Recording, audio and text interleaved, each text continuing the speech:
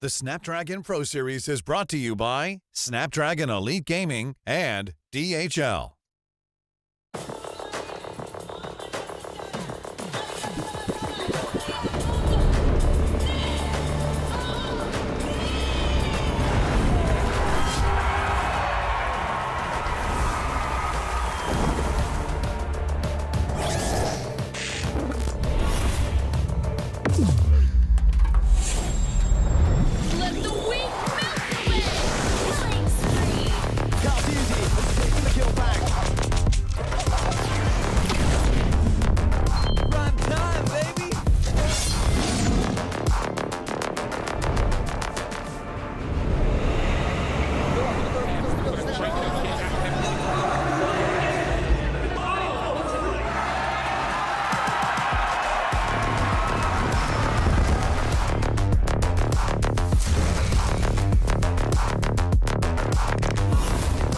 Looks like the players are ready. Here we go!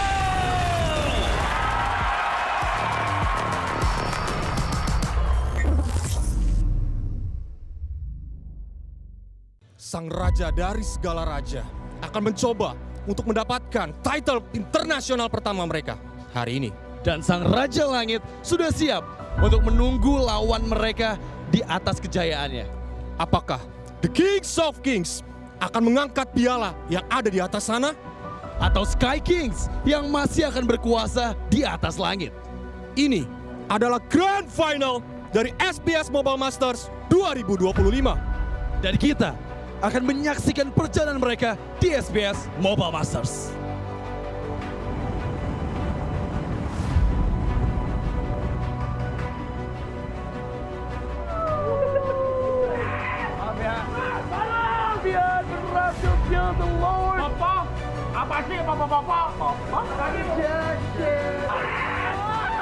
I'm good.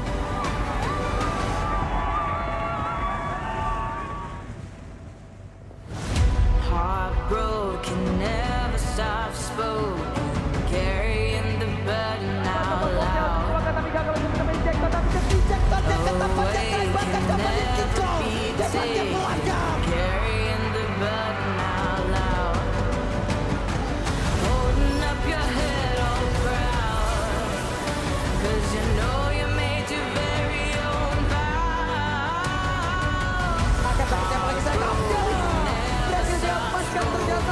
Carrying the burden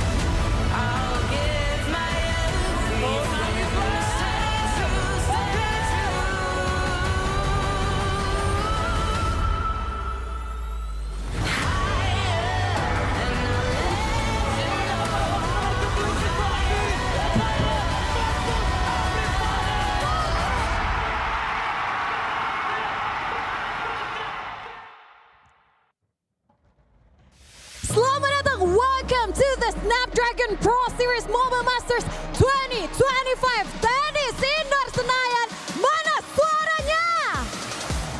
Amazing! Dan masih bersama dengan Monica Ko dan tentunya ada Rose di sini. Dan kita telah melewati 3 hari. Ini hari ketiga babak playoff dan kita sudah berada di Grand Final. Dari group stage 12 tim, kemudian babak playoff 6 tim. Dan kini tersisa 2 tim, Rose. Yes, indeed, Monica. It has been an intense week for all the participants of the Snapdragon Pro Series Mobile Masters. However, today we will be crowning a new champion. Will it be the super family hailing from the Philippines, or will Indonesia's finest royalty, the King of Kings, RRQ Hoshi, take this one? Yes, dan tentunya ini adalah pertandingan antara 2 region. Bukan hanya mewakili tim mereka saja, tetapi ini mewakili region Philippines dan juga Indonesia. Ini adalah pertarungan dari antara sang raja dan tentunya yang memegang World Championship saat ini ada Onyx Philippines. Yes, indeed, Monica. I honestly cannot wait to start our day.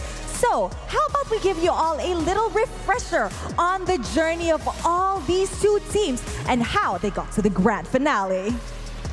Our time is now. Welcome back to Snapdragon Pro Series Mobile Masters 2025. Name your poison. Today we will be witnessing the semi-finals matchup, where it's actually the best of the Filipino teams and the best of the Indonesian teams. The champions of the world, Onyx PH against Team Falcon. SOD thrown at the fight. Will be able to connect on the Super Prince right now. It's asking me the Lantern Flare from Few. Crimson Beacon is Calteezy was able to steal it out, but it's a mind force from Kelra. But hold up, 5-man diversion, no, 4-man. They're gonna come in all the way. What a taunt from Brusco. Super Marco down, Flapteezy as well. 2 members down. Zaman Force coming down as well. Now Flapteezy shredded again. Super Marco disintegrated by King Kong. From Witty, looking to take down Dire. The rest of the kingdom crashing through from seemingly out of nowhere. Crimson Flare coming through 4 rings. And the crowd, the base, the winner crown by Dire. By the time the Heskel falls, it's just Fabian and Shiki left to defend. RQ Hoshi at the cusp of eliminating Team Liquid ID. They're going straight to the grand finals.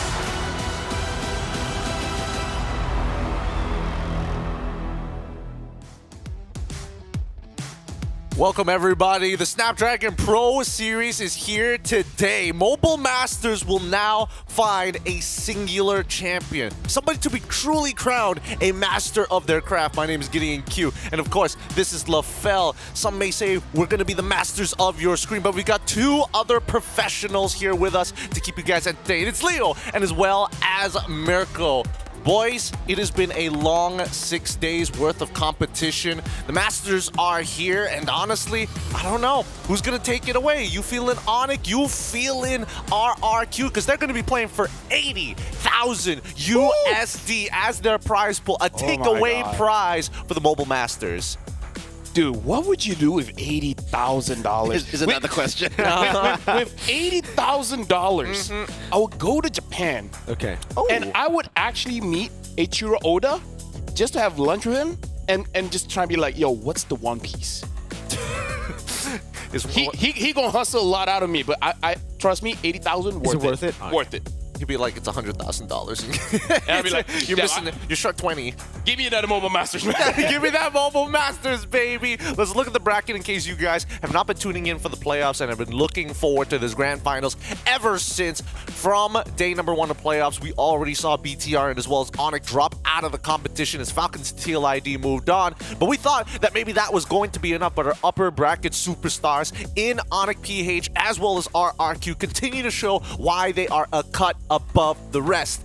This is the grand finals we were all looking forward to. The champions of Group B and the champions of Group A sitting neck and neck for that 80,000 USD prize. Who are we to question Destiny? We saw 3-1s all across the board since the playoffs started. And if today Destiny says the status quo must be broken, then maybe we finally see the kingdom take to the top. I think we all already kind of know, right, who was going to be in the grand finals all the way from the group stages. Their performances have shown that they have been a level ahead of everyone else. I think it's more surprising to me that Falcons and Liquid were able to get games off of Onyx Philippines and RRQ, because now it kind of shows that both have bled. It's not a perfect run anymore for both these teams. Hey, honestly, the fact that both series ended in a 3-1 scoreline already goes to show how much do they really bleed if it's just, you know, just the flesh wound, just the surface. With that being said, let us look at what the meta has been looking like here at the Mobile Masters. So far, the biggest winners right now and maintains one of the highest win rates so far, it's going to be Loyi. Highly picked, highly banned when available, 77% win rate. I feel like out of all of this, the one that really stands out is actually Lucas, because out of all these picks, Lucas is one of those that, even though it's open, you don't always pick it up, but when you do, dude, you win, right? Like, you can say about Louis. Louis is always bad. Hilda, everyone picks it up. Harif is open, you pick it up, but Lucas is the one, like, people are still sleeping on it. If you got one, I got two. These teams look at the top and the bottom of this list with very different kinds of eyes. Number one, Lo Yi, 100% on Super Friends. So Onyx PH will never ever ban Lo Yi. Down to the bottom, Sicilian, that is Rin's number one hero right now. So both RQ and Onyx are looking at it saying, you know what I mean? You know what I mean? I think a bit of salt poppy. I mean, looking at both these teams, I feel like at this point we're going to see so many contested picks, because even for the Loyi, Rins has not lost on that pick too. Even though I will say Super Friends has been more creative on the Loyi, it doesn't mean that it could just be denied away. It doesn't need to be banned out. Yeah. Well, whether or not it's going to be banned out is going to be a different question. As these teams, I mean, they're at the top of their games, right? Let's look at the biggest losers here, and unfortunately, Glue has not been doing too good. 21%, 14 picks, 21% win rate. I mean, he was supposed to be the guy who handles like a majority of the tanks in that lane itself. I feel like it's surprising to see Glue, but it's also surprising to see Moskov, because Moskov is one of the top marksmen. Although, like, I feel like if we really look at the draft, you pick up Moskov because there's nothing else. Like, the opponent already pick up a Granger or a Harv, and then you have to go for a Moskov. And I kind of feel like Moskov is one of those heroes where a lot of things have to go right, or the player just has to 1v9.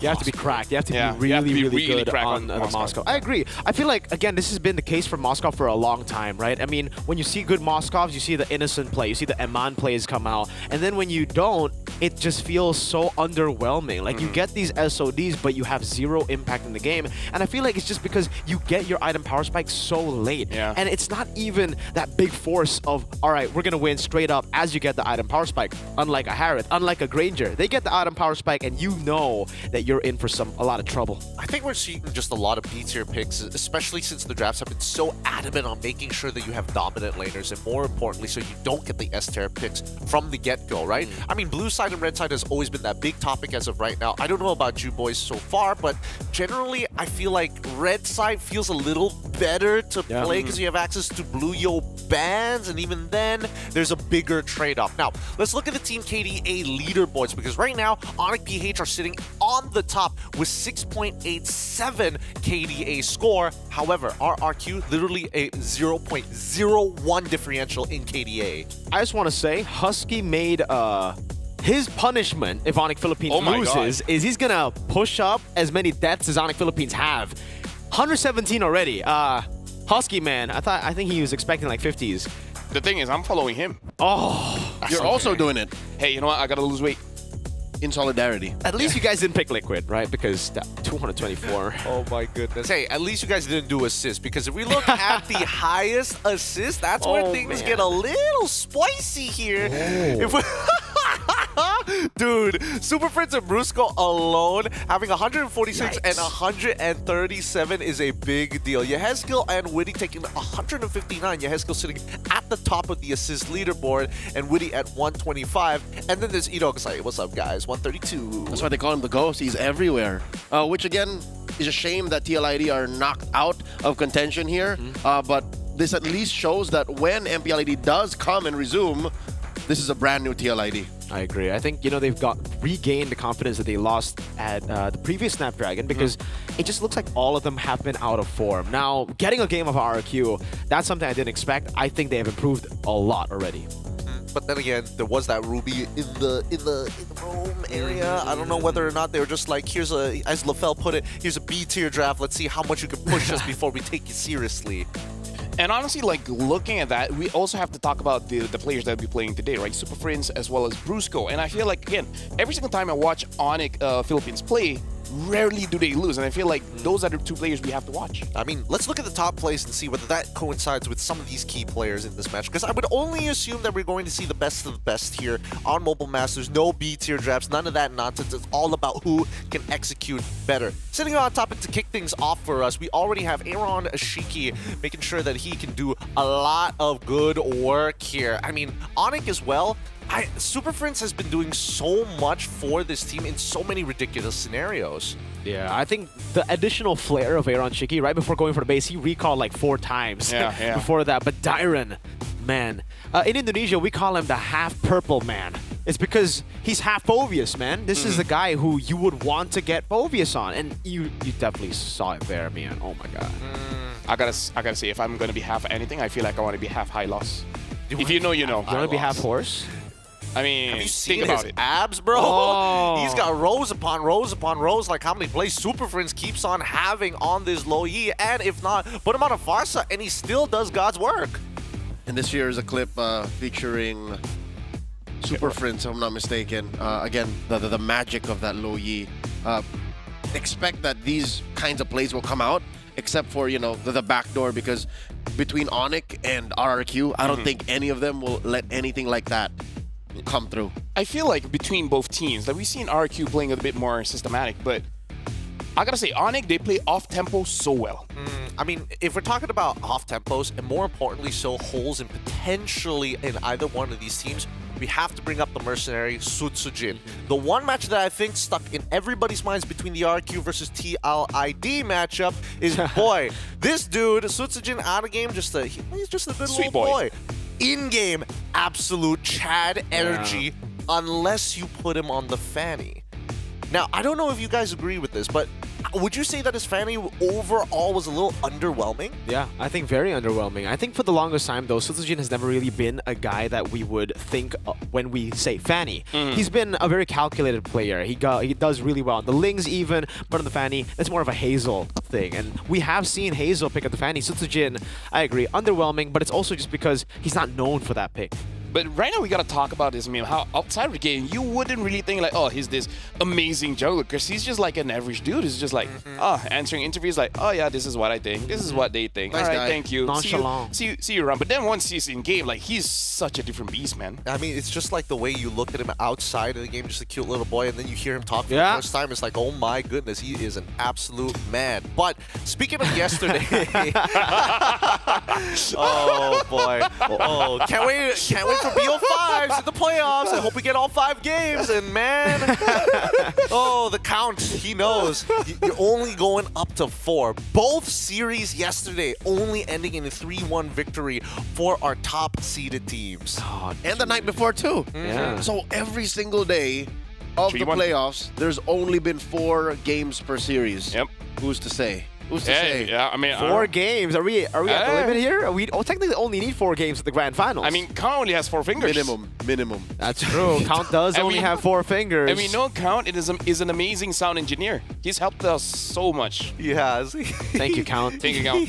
Yes. As a sound engineer, love you, my man. Oh boy. Unfortunately, I don't think this is going to go 4 games. I really think that we could potentially see minimum 5 at the very least, and then afterwards we'll see how it goes. I hope it goes all the way, though, right? pray This is that it the matchup does. that we've been waiting for all the way from the start. I think most people had Onyx Philippines and RRQ as their top 2 teams, and I just want to see them. It's an in-form RRQ up against Onyx Philippines, so technically aren't like in M6 form, but they are still in form. They regained their momentum from their very shaky start to the regular season in MPL Philippines. Look, with that being said, follow us on social media for the latest and greatest at ESL MLBB on Instagram, on X, the Everything app, as well as Facebook. We got a bit of a special video already set up for you guys, so let's have a look at the special content.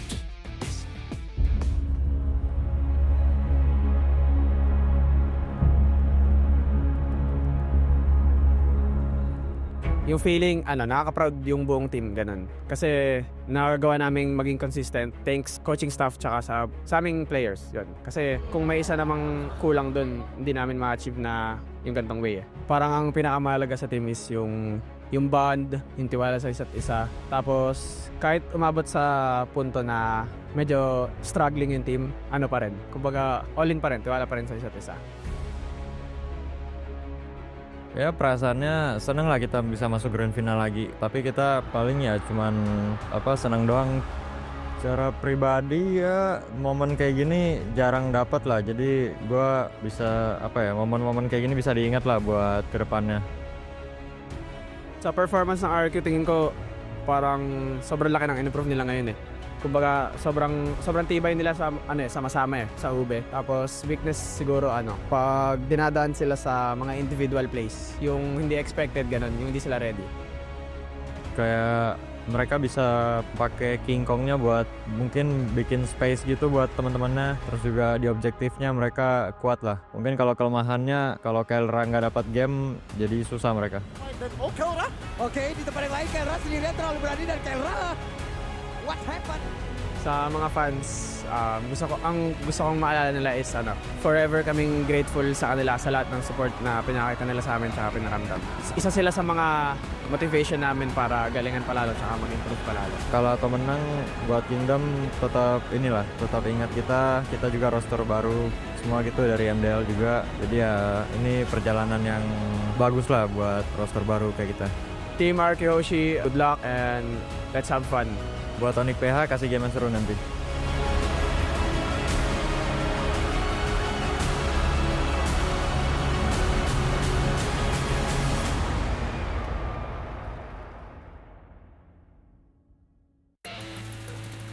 This is Onyx PH, the Super Family, with Kurt, King Kong, Super Prince, Brusco, and as well as Kelra, the World Championship lineup. Honestly, watching that video gave us a lot of insight. Number one, it is something that we have to say that even King Kong himself is, I would say, proud that his team is consistent till today. Even though it's like, 4 months? But 4 months, honestly, in the MLBB scene is a very long time. But we also gotta mention what Sisajin say in terms that King Kong creates so much space for the team, and Kelra, if he doesn't have a good game, then, Onyx might have problems. Let's see what King Kong has to say with Rose with the interview up on stage with the man himself. I really want to face Sutsujin because he's so strong and handsome. Oke, jadi Rose bertanya, katanya kemarin kan udah bosan ketemu sama Liquid ID dan sekarang mereka bertemu dengan RRQ dan King Kong bilang katanya udah nggak sabar untuk ketemu sama Sutsujin di Land of Down. And he said because Sutsujin is bagus dengan handsome. Okay, now King Kong, is there anything you want to say to RRQ Hoshi or any specific players? For the whole RRQ, good luck and let's give the fans a very fun and wonderful match. Oke, jadi minta tanggapannya untuk match Grand Final hari ini dan King Kong bilang good luck buat RRQ juga dan kasih yang terbaik, kasih match seru yang bisa ngehibur semua penonton. Yes, I cannot wait to watch a match yang sangat-sangat seru. Grand Finals yang akan jadi sangat-sangat seru. Terima kasih. Thank you very much to King Kong and with that, let us show it to the panel. King Kong, PR trained. Let's add a little bit of flair in his interviews every once in a while, but let's talk about the man, the myth, the legend. Can play almost anything. People have tried to ban everything against him, and even that doesn't seem like it's enough. I like it that here we're praising him, but then it's like, just not Lucas. Just not You know what? Everything is All right. right. Just not Lucas. Say what you will about King Kong's Lucas, but I'm growing to it. Not just because the meta game is showing that Lucas is a good pick in the jungle, but in that interview alone, that clip prior, it shows that the beast is growing. He's doing more than just, good mechanical things in the game. He's more than just the other half of the KK connection.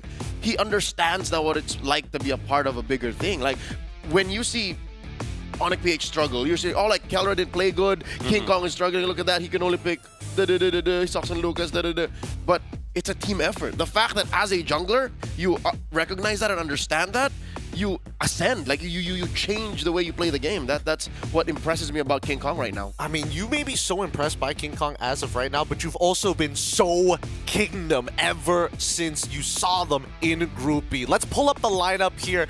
Because RRQ, you heard it in that piece of content, right? They're looking to build that legacy for the fans. They've been playing since MDL, and they have come together to try and make something for themselves that stands above the rest. Give give it up for RRQ Hoshi with a lineup of Dairin, Sutsujin, Rins, Idok, and Toy. It's so cool to see this new generation of RRQ again do so well after just, one season in MPL. Heck, Toy has had not even a whole season yet. He played in the Snapdragon Pro Series just earlier this year, but that's about it. When it comes to his experience, he's so new. So fresh. So he may be new, so fresh, but let's have a word with their commander, Rins, at the helm. I'm pretty sure Rose is on the other side waiting for the throw. Kalian apalagi sampai sejauh ini masih win streak. Kalian sepeda apa nih ngelawan ini M-Series Champion saat ini Anda Onyx Philippines? Kalau dibilang ready, pede banget, itu bisa dibilang 1000%. Wow, he's very ready for it, 1000%. Kemarin, jadi Brusco tuh bilang mereka tuh pengen ketemu kalian di babak grand final. Dan sekarang kalian udah ketemu. Ada pesan nggak buat Brusco? Buat Brusco, good luck, have fun aja. Okay, so that's the message of Rins to Brusco and Onyx Philippines. Good luck, have fun, because yesterday Brusco said that Brusco wants to meet RRQ Hoshi. Yap. Terakhir, karena Kingdom di sini udah rame banget, minta pesan-pesan dong buat Kingdom biar makin semangat untuk dukung kalian. Buat Kingdom, tetap support kita dan percayain hari ini sama kita. Alright, jadi mungkin itu aja. Kita lempar kembali ke panelis. Time to shine. Thanks, Monica, as well as Kolios. Unfortunately, Rose is not there to take the hand of the commander, but I think that, Rins is coming in with at least he's not shaken by the world champions. I mean, they've been here before. They've gone through that rebuilding phase to find that chemistry to where they are now. And I think for RRQ Hoshi, right, when we're talking about this new lineup, a lot of times we see these newcomers, we see these rookies, and the main problem for them is mentality. How are they going to face the pressure of playing in MPL, of playing here in front of a crowd, home crowd, by the way, in an international event? That's what makes them special. TLID's rookies, RRQ's rookies, they have never been shaken by pressure. Yes, they have lacked that experience up against better opponents. They've been outmuscled and outskilled, but they have never lost to themselves when it comes to that mentality battle. Yeah, I want to be special. You are special. Hey, thanks. You're very special, sir. Thank you. I think there's a bit of work there. Just a little bit more work and you can get that. Okay. That's super special. Okay, so you're just special. You need to work for the super. And then I'll go for the ultra. Oh yeah, that's the way to go. That's the way to go. Leo, talk to me about this, because again, we watched this actually happen and kind of unfold for the Kingdom itself. I mean, in Challenge Finals alone, the fact that they were able to take at least a game in that best of 3 series against Onyx, do you think coming into this that they've learned at the very least, or maybe found some exploitations? Call it cheating, but I'm going to tell you now, when Rin spoke to Monica and Kolios, I saw that same spark in his eyes as King Kong in growth. I want to throw it back as far as M6. Remember, they came short to playing in Axiata Arena. They came up short in stepping onto holy land when it comes to MLBB esports. But now, the frontline commander, Rins, in mid. I remember him playing a Kadira in that last game they had in the playoffs of M6. This is a different man. The one who's playing now, this is a different man. I mean, it feels like an entirely different team. I mean, let's look at the Class of Mobile Masters report cards here, because right now the biggest strengths that we've seen from RRQ has to be the mastermind drafts coming in from Mr. Keskute himself. But even so, the strengths, Grand Final Slayers, the Super Fam absolutely crushing it, but the unpredictability of maybe, I don't know, the Lucas, yes, it is growing pains, the Fredrin that we've seen before being a problem for them, but at the same time, it is leading into the junglers at the end of the day. With that being said, though, it's time to have these teams man up and square up on stage.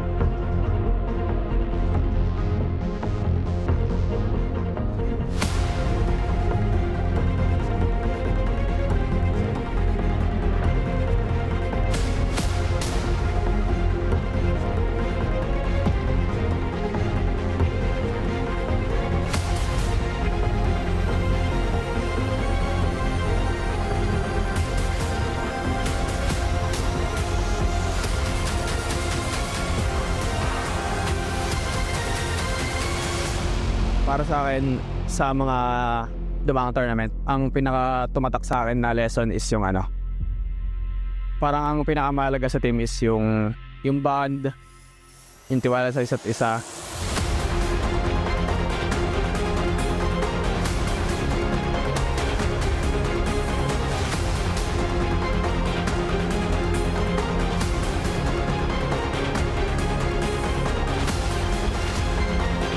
Kalau raguin diri sendiri pastinya pernah lah. Momen kayak gini jarang dapat lah, jadi momen-momen kayak gini bisa diingat lah buat kedepannya. Kita as a team pasti kita saling menguatkan di tim.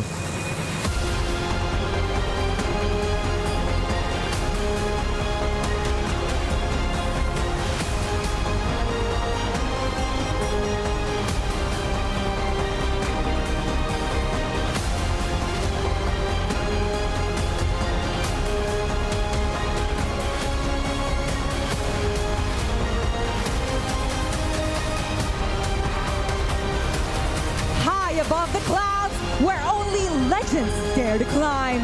Two titans now stand face to face. Tinggi di atas awan, tempat hanya legenda yang berani mendaki. Dua raksasa kini berdiri berhadapan. Onyx Philippines and RRQ Hoshi have scaled every peak, braved every storm, and today, only one will conquer the summit.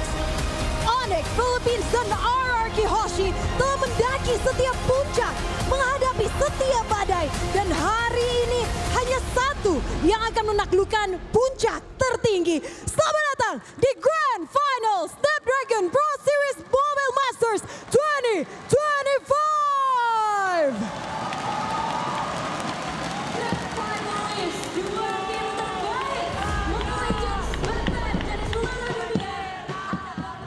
And there you have it, the Snapdragon Pro Series Mobile Masters Grand Finals 2025 begins as both teams are at their battle stations ready to go at it in a singular best of 7.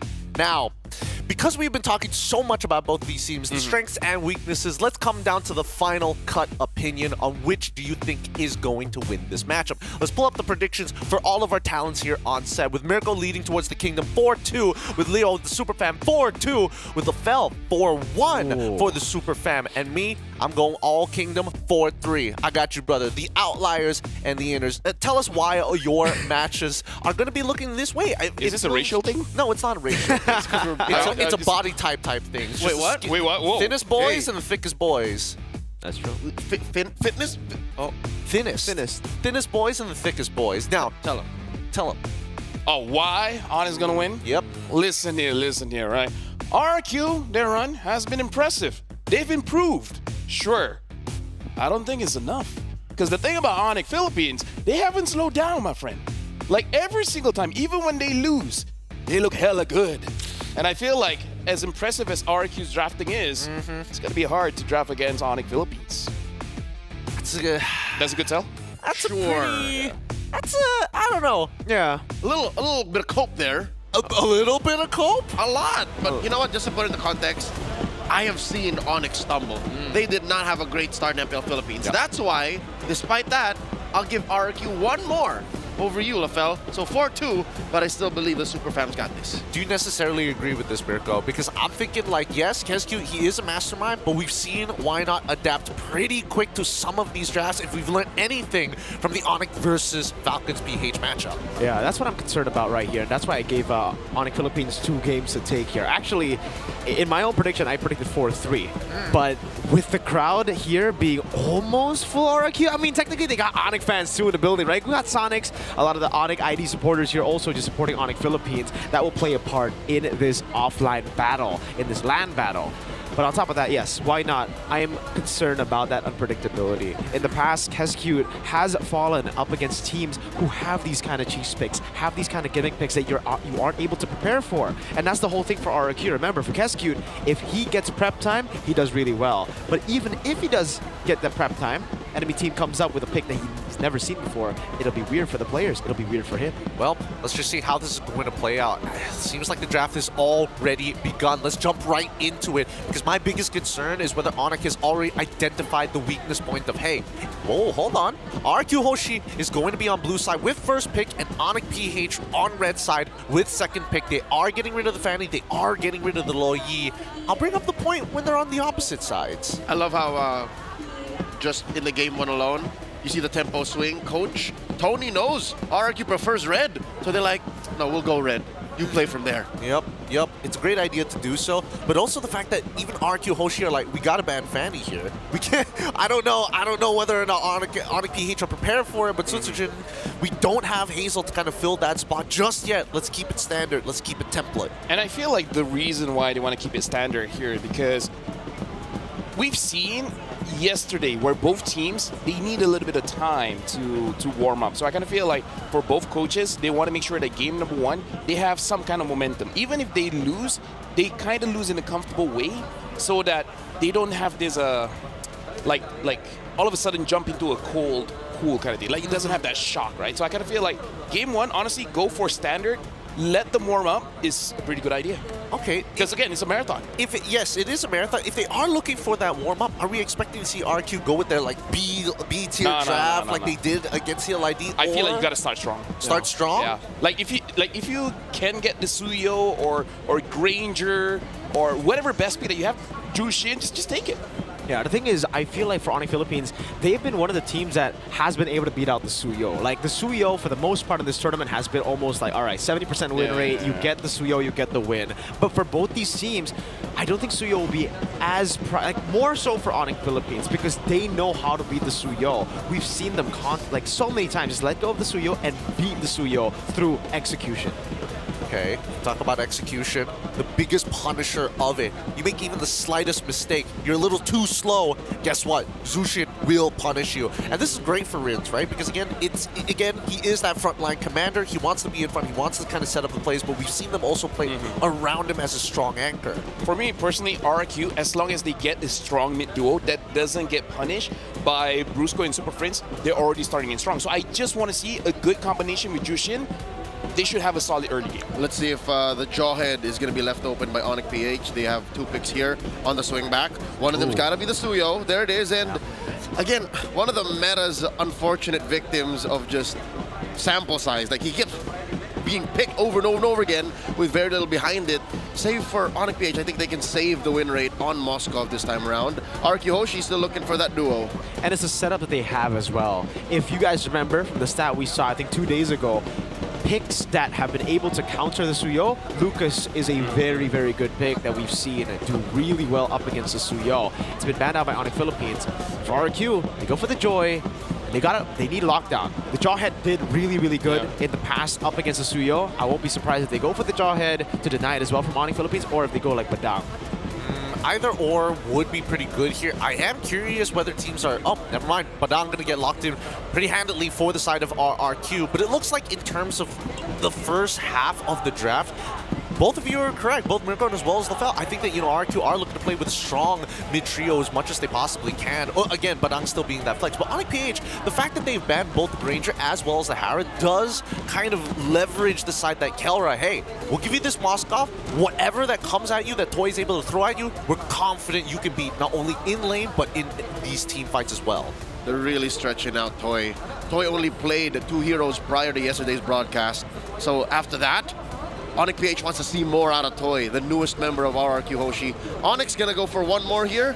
It looks like both XP laners are locked in. I'm really thinking this is gonna be Dyron. Dyron has an astronomical win rate on that Badang. So it's a Badang versus the Phoveus if we're reading this right. Yeah, and honestly, as of right now, Onyx PH does look like they're drafting for Kelra, because as strong as the Phoveus is also a strong counter against the Moskov. And now we see RRQ Hoshi batting out the Jawhead, understanding that it can help the Suyo create tempo. But the thing is, Onyx Philippines, if they do want, they have another option with that Selena, where Super Friends can also speed up the Suyo. So RRQ Hoshi, they might let it go, but it's something that has to be in the back of their minds, that there's still some pairings to make sure that King Kong can out-farm Sutsujin. it definitely seems like RRQ are trying to stop Brusco from getting a comfort pick, right? I think already when you see these bans, you think maybe the Tigreal will come out for Brusco. But even then, yes, you're going to be good against the Joy, but the Juicin, the Badang, they're so well up against the Tig. And I really think for RRQ, that's the angle of attack for them. They just really want to stop this man from getting a comfort pick, because a lot of times Brusco's bravery in the land of Dawn is what gets space for Onyx Philippines, the rest of them to make plays. Yeah, the Katot and the Cho are the only ones left that have favorable win rates for Onyx PH's Brusco, unless they're thinking the Tigreal's open. He hasn't performed very well with the Tigreal, but it's left open. It is left open, but I also think that RRQ don't have like strong means of dealing with it either. I mean, the most they have is Jushin, right? Everything else can be slowed down, and I don't think it's that bad, but it's about that mid lane prio that's the big emphasis for the side of RRQ Hoshi. They do decide to get rid of the CC this time round, and I think that Onyx PH are more than comfortable. Hey, if you lock in the Farsa for us, that's totally fine. If we get our support here as well, even more options. If we have to give up that mid lane, ideally we get at least a support that can pick people off. I feel like Onyx, they can delay their mid laner here, because if possible, you want to see what kind of gold laner RRQ Hoshi picks up, just so that you have that advantage for Super Friends. And it looks like they're picking up the Cho, and Cho pairs up with so many mid laners that makes it possible for them to get an advantage. And honestly, not giving it over to RRQ Hoshi is actually pretty good. Oh, okay. Oh, wow. That's going to be a Bruno pick. You can see that win rate pretty abysmal, 29%. And also the high-lows was up there when it came to the lowest win rate picks. But so, I mean, the Moskov was there too, right? I think also we've just been seeing a lot of bad matchups for the high-lows. Just yesterday, Falcons picked up the Flapteezy picked up the high-lows up against a CC, right? So not much you can do. Not much you can do in that matchup. There's no CC available here. So, well, technically you can, but the Phoebes will just, no, there's no way. There you go. Set up for the high-lows. Barca or Eve here for Super Friends. You need some wave clear. But again, if they want to speed it up, they can just pick up the Selena again. Which but we if see they go like they'll just double down on early. It's all fighting. I feel like you can, because you have Kelra. Because you trust Kelra to be able to carry when it comes to the insurance. I suppose, but I feel like even Barca is pretty like consistent overall, especially you get rapid boots as well. But they're gonna go with that early game here for the side of Onyx PH. Lafel, how are you liking the drafts from either side? Is there a preference for you? I feel like Onyx PH, they're playing towards their strength, and RQ Hoshi, it's like they're trying to match the tempo. So for me, I feel like Onyx PH has the more comfortable draft for them. More comfortable draft.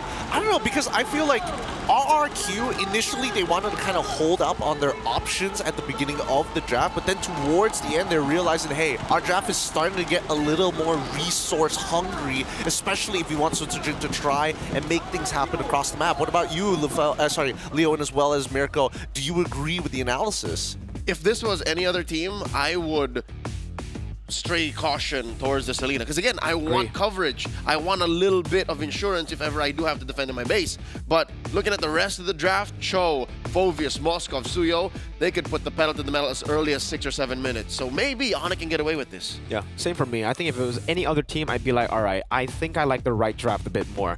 But it's Super Friends on the Selena. I gotta pay my respects to the man who is now as a world champion. I think it's the perfect way to kind of disrupt, especially for the systematic thought process that RRQ wants to do here. I mean, we've seen it happen a couple of times, but I mean, Super Friends, he's bound to hit at least one of these arrows. Personally for me, I feel like RRQ Hoshi still has a very good draft because they have the Jushin. Unsure whether it's the Badang or the high-loss roam, but either ways, I kind of feel like if they can punish just one player from Onyx Philippines, say either the Cho or the Suyo, they can stop that early aggression, and that's enough, right? So again, we're saying, like, for me, I'm saying Onyx Philippines draft is strong because it's their identity. But RRQ Hoshi, it's strong because they can slow it down as the meta. It's a meta. I don't know. I think we'll have to see how this game is going to be played out. The momentum is so important to kind of set the tone for the rest of this best of 7. It is not a sprint. It is a marathon. We're going to be jumping into the game in just a little bit here. We're giving the mic over to both Leo as well as Mirko to take us into the land of Dawn. You can cut right through the tension in Tennis Indoor Senayan. Historied the many matches that went down in this very arena where we crowned world champions, and you're watching one now in action up against a very eager Kingdom. In the first game, a best of 7, Onyx Philippines versus RRQ Hoshi. Welcome to the land of Dawn for Game 1 in the Grand Finals. Ladies and gentlemen, early on, already a bit of aggression. Rins, signature aggression on this Juicin, a signature pick as well. And this goes back to, again, the rookie days of Rins. We would expect Rins to go for the playmakers, the guys who would just be able to flicker forward. And who better than to flicker forward than a Juicin? And it's not a flicker though, it's a purify. So they're gonna play with that range. They're gonna play with how aggressive Onyx BHR. If this was any other combo than the Selena and the Cho, maybe he'd flicker, right? But Rins is afraid of the kick and the arrow that could come from downtown. A peek at the emblems these players are rocking. In case you were wondering, like, how does Rins build his Selena? Is that right? Is that Season Hunter? Yeah, it is the Season Hunter. This is something that we have been seeing a lot from the Selenas. I believe we saw Moreno as well in Game 3 up against Team Falcons. Pick up the Season Hunter just so that you can help leash the Suyo, but also you are actually quite good at clearing the jungle. So it's very, very good to get the early invades going. You're more than just your fighting. You have a lot of utility in your own jungle and the opponents. We're seeing the turtle spawning in the lower corner. Kirk being given quite a bit. Yeah, just a bit poke over there. Oh, this arrow won't land. Dairen, just walk away. Safe for RRQ Hoshi to reposition this way. But Onyx BH are boxing them out. Look at the presence that Superfam has. You can see Brusco already dealing the damage over to Rins. Has the Crimson Beacon. Will go in. King Kong wins out the retry battles. The Glorious Pathway gets used up by Onyx Philippines. Blitz that turtle. They disperse just as quickly. Dairen didn't even catch the ghost, the shadow of any of the members of Onyx. That's a win for the Superfam. But RRQ Hoshi are keeping up with the farm. Mirko, this gold lead ain't budging. No, it ain't. I wonder where it's coming from. Is it just the mid? I'm guessing it's the mid prio that they have over Onyx Philippines, right? Super Friends has been zoned away a lot from this mid lane. But what's good about the Selena is you don't need level 4 to contest for the neutral objectives. Nope. Again, it helps that you have an emblem set and your range is just almost impossible to fathom for most heroes. King Kong keeping up the path here. The jungle route that he is known for has evolved through the months, through the years, and that's a good win. A flicker by Brusco, kicked the wrong way. Flicker for flicker response there. It's a flick from Edok to get away. Has the first crack now coming down with the Crimson Beacon, locking King Kong down. That's gonna be the pin down over, but it's a good Blade Surge tap, that blink away for the Suyo. Mini heart attack for both sides there, committing quite a few resources. Both teams skittish to give over first blood. Oh, King, that's Super Friends caught out. Just a bit poke again. Selena, very, very hard to catch. Slippery girl, Dairen. Kind of a tough spot. Brusco not able to go for the way to Dragon just yet. Glorious Pathway gets used up. They're deciding to go in as Dairen pops in to revitalize. Now it's going to be the Infernal Pursuit to lock them down. Such electrifying beats and the pin down onto 2. Kirk caught all alone against 4. Nice bait by the Kingdom here. They're not done. That's Kirk jumping up. Another one onto Dairen. Edok very low. It's going to be a kill over King Kong. Gets another up top. It's a solo kill for Toy against Kelra. And the Kingdom are winning across the board. Say what you will about how that exchange went down here in the Turtle Pit, but oh, they're not done! Super Friends, it's got to respect this. King Kong able to get that Soul Sever damage onto Sutsujin. What happened up top? That's just Bruno things. Looking at Toy, he has already built his Haas Claws, while Kelra isn't even at a full item. Kelra was forced to commit early to a warrior boots. So he was dueling. He knows he was going to duel against Toy, but he wasn't ready for the damage output. He's now down almost 1,000 gold. It's a tough matchup now. Dairen also so oppressive in this XP lane against the Phobias. The Turtle, though, will not be rushed. RRQ had the tempo to play with, but they will take it slow. They know that the Joy needs that mid game, and it's still more Suyo-sided in this Turtle battle. Dairen with the pull. King Kong being given this small wave down bottom. And it looks like the Kingdom are leaning hard into this. Rins again with his own over to King Kong, forcing him to blink out. That should be the Turtle given over. Now, oh, it's a Kingdom with the way to Dragon. Sutsujin still able to get it as the Electrifying Beach comes around. Sutsujin, no damage over to King Kong, who's on Rins. Now Infernal Pursuit from Kirk. Kirk is taking names and dropping bodies. Rins falls as well. Traded out for the Bruiser. Going in still on Dyron, a double lane for Kelra as he shoves in mid. Dyron able to dodge away from that missile arrow, but gets pinned down by that Spear of Misery. Sutsujin electrifying beats, almost caught by Kirk. A turret falling up top for the trade. It's not enough. The space Onyx PH are making for the gold standard. He's not dealing enough damage. And Toy has gotten so much space from an SOD.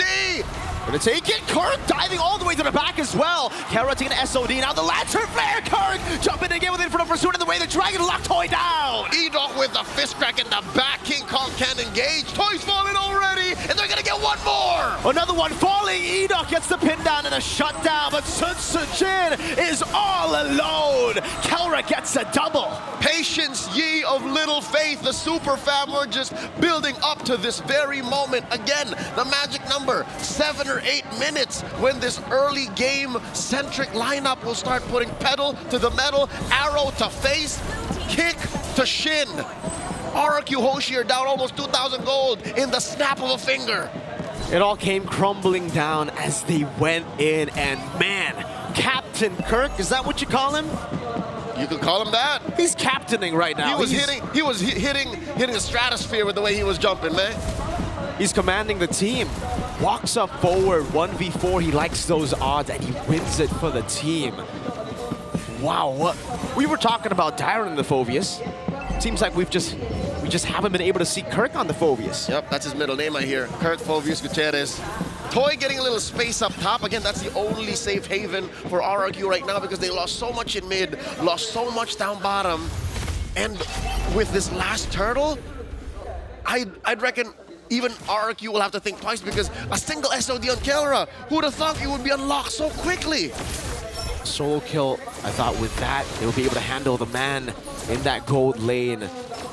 Edok poke down again. Kirk, so impressive. Jumping in one more time as Rince is able to zone him away as Brusco looks for the kick over. Gets away the Dragon, but Sutsujin still wins out the retry battles. Brusco gets away the Dragon, but now gets caught in the glorious pathway. Sutsujin takes him down. Kirk all alone. Meanwhile, Kelra though, Kirk still jumping in against 4 members. Trying to go for the trade. Won't be able to do so. SOD!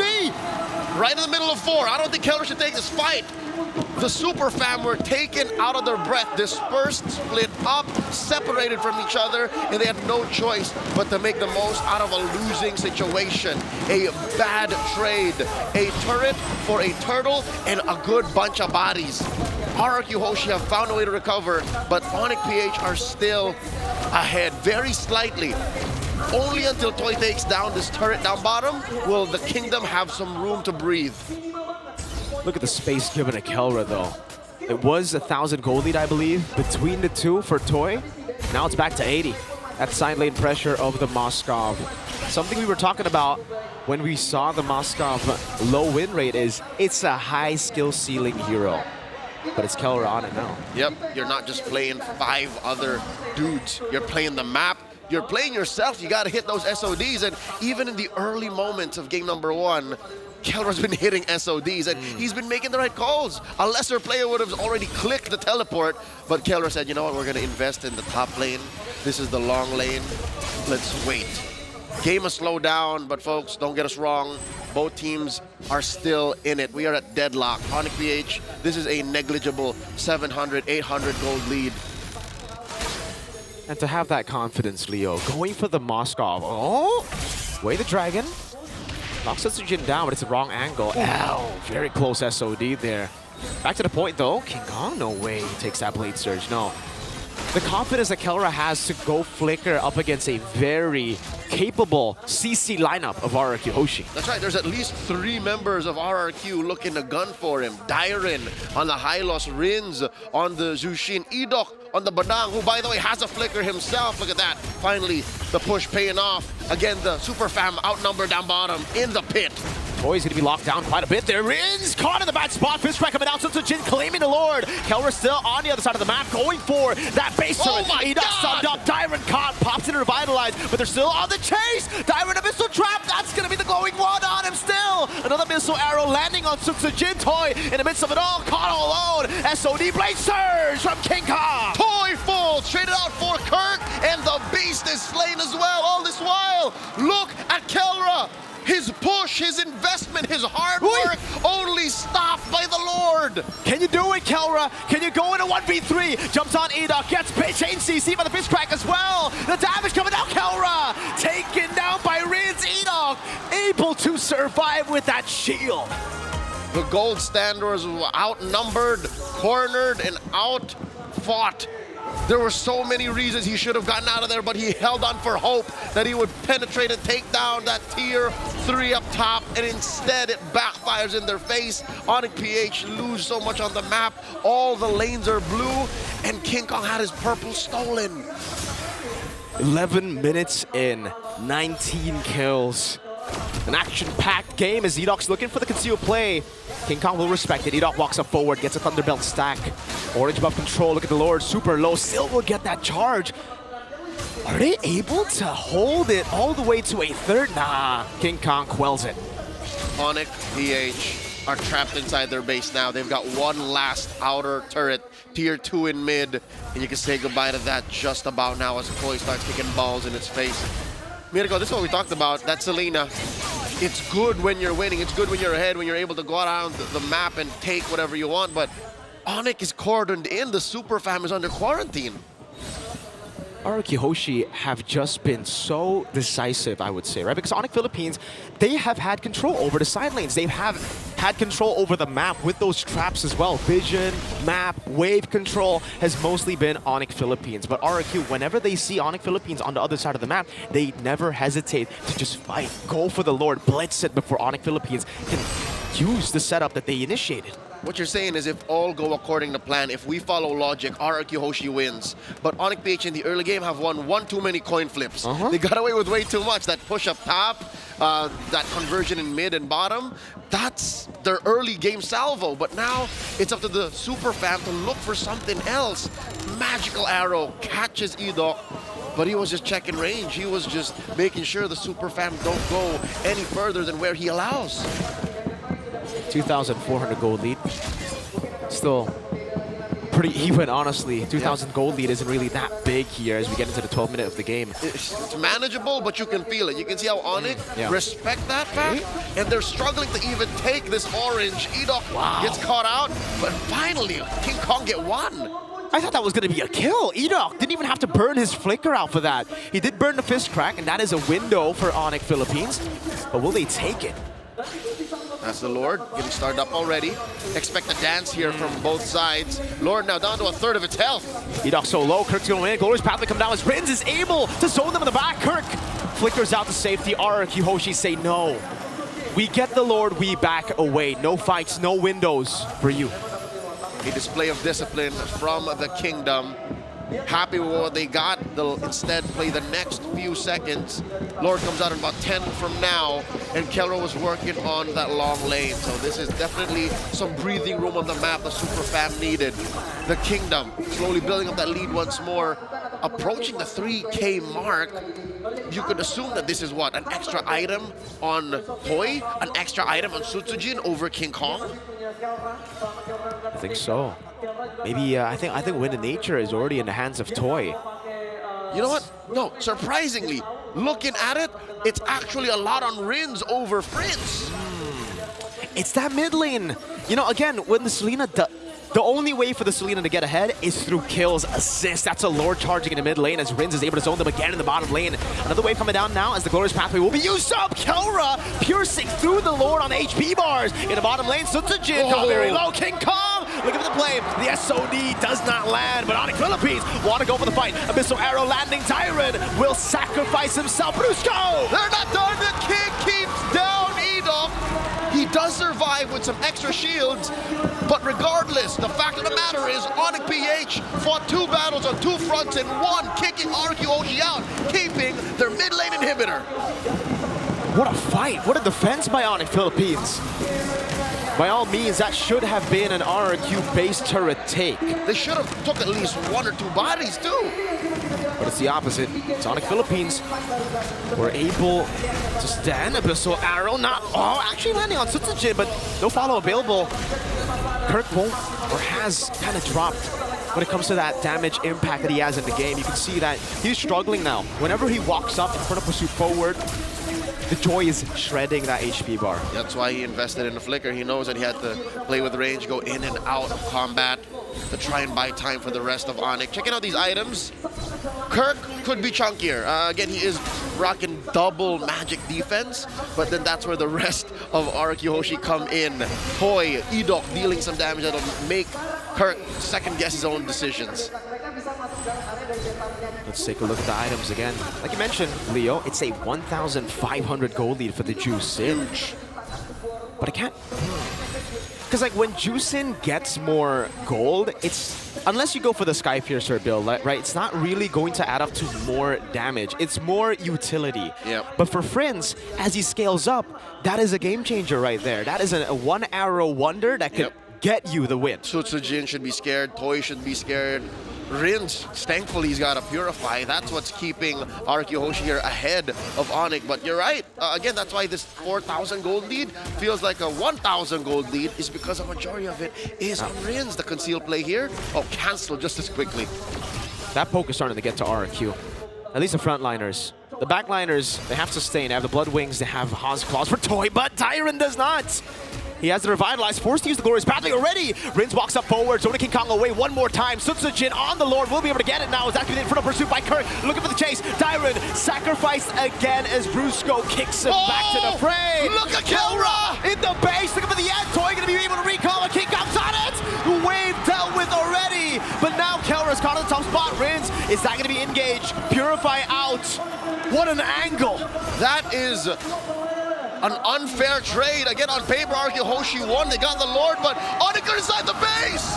Lord gonna be spawning as well. Sutsujin popping electrifying beats already. Onyx Philippines looking for the angle to end the game. The Lord ignored him. Do it. Can a minion in the mid lane? Or no, that's the Lord in the mid lane already shoving the waves. Tailwind in the bottom. Onyx Philippines cannot find the angle to end. And there is a Lord still to play with. Rins goes in with the Crimson Beacon on the Super Friends. Gets engaged on.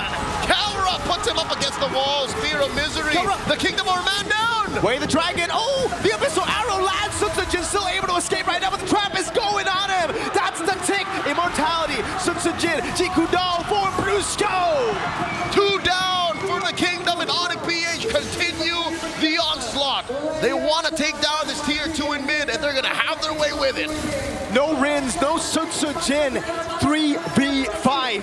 RQ Hoshi. Edok gonna be landed. The Abyssal Arrow locks him down. The pin down is there too. Toy dealing damage. Super Prince still trying to land those arrows. Toy still in the back line, but now look at that piercing damage. Toy with the immortality. The waves right there. Onyx Philippines battle their way to a game victory.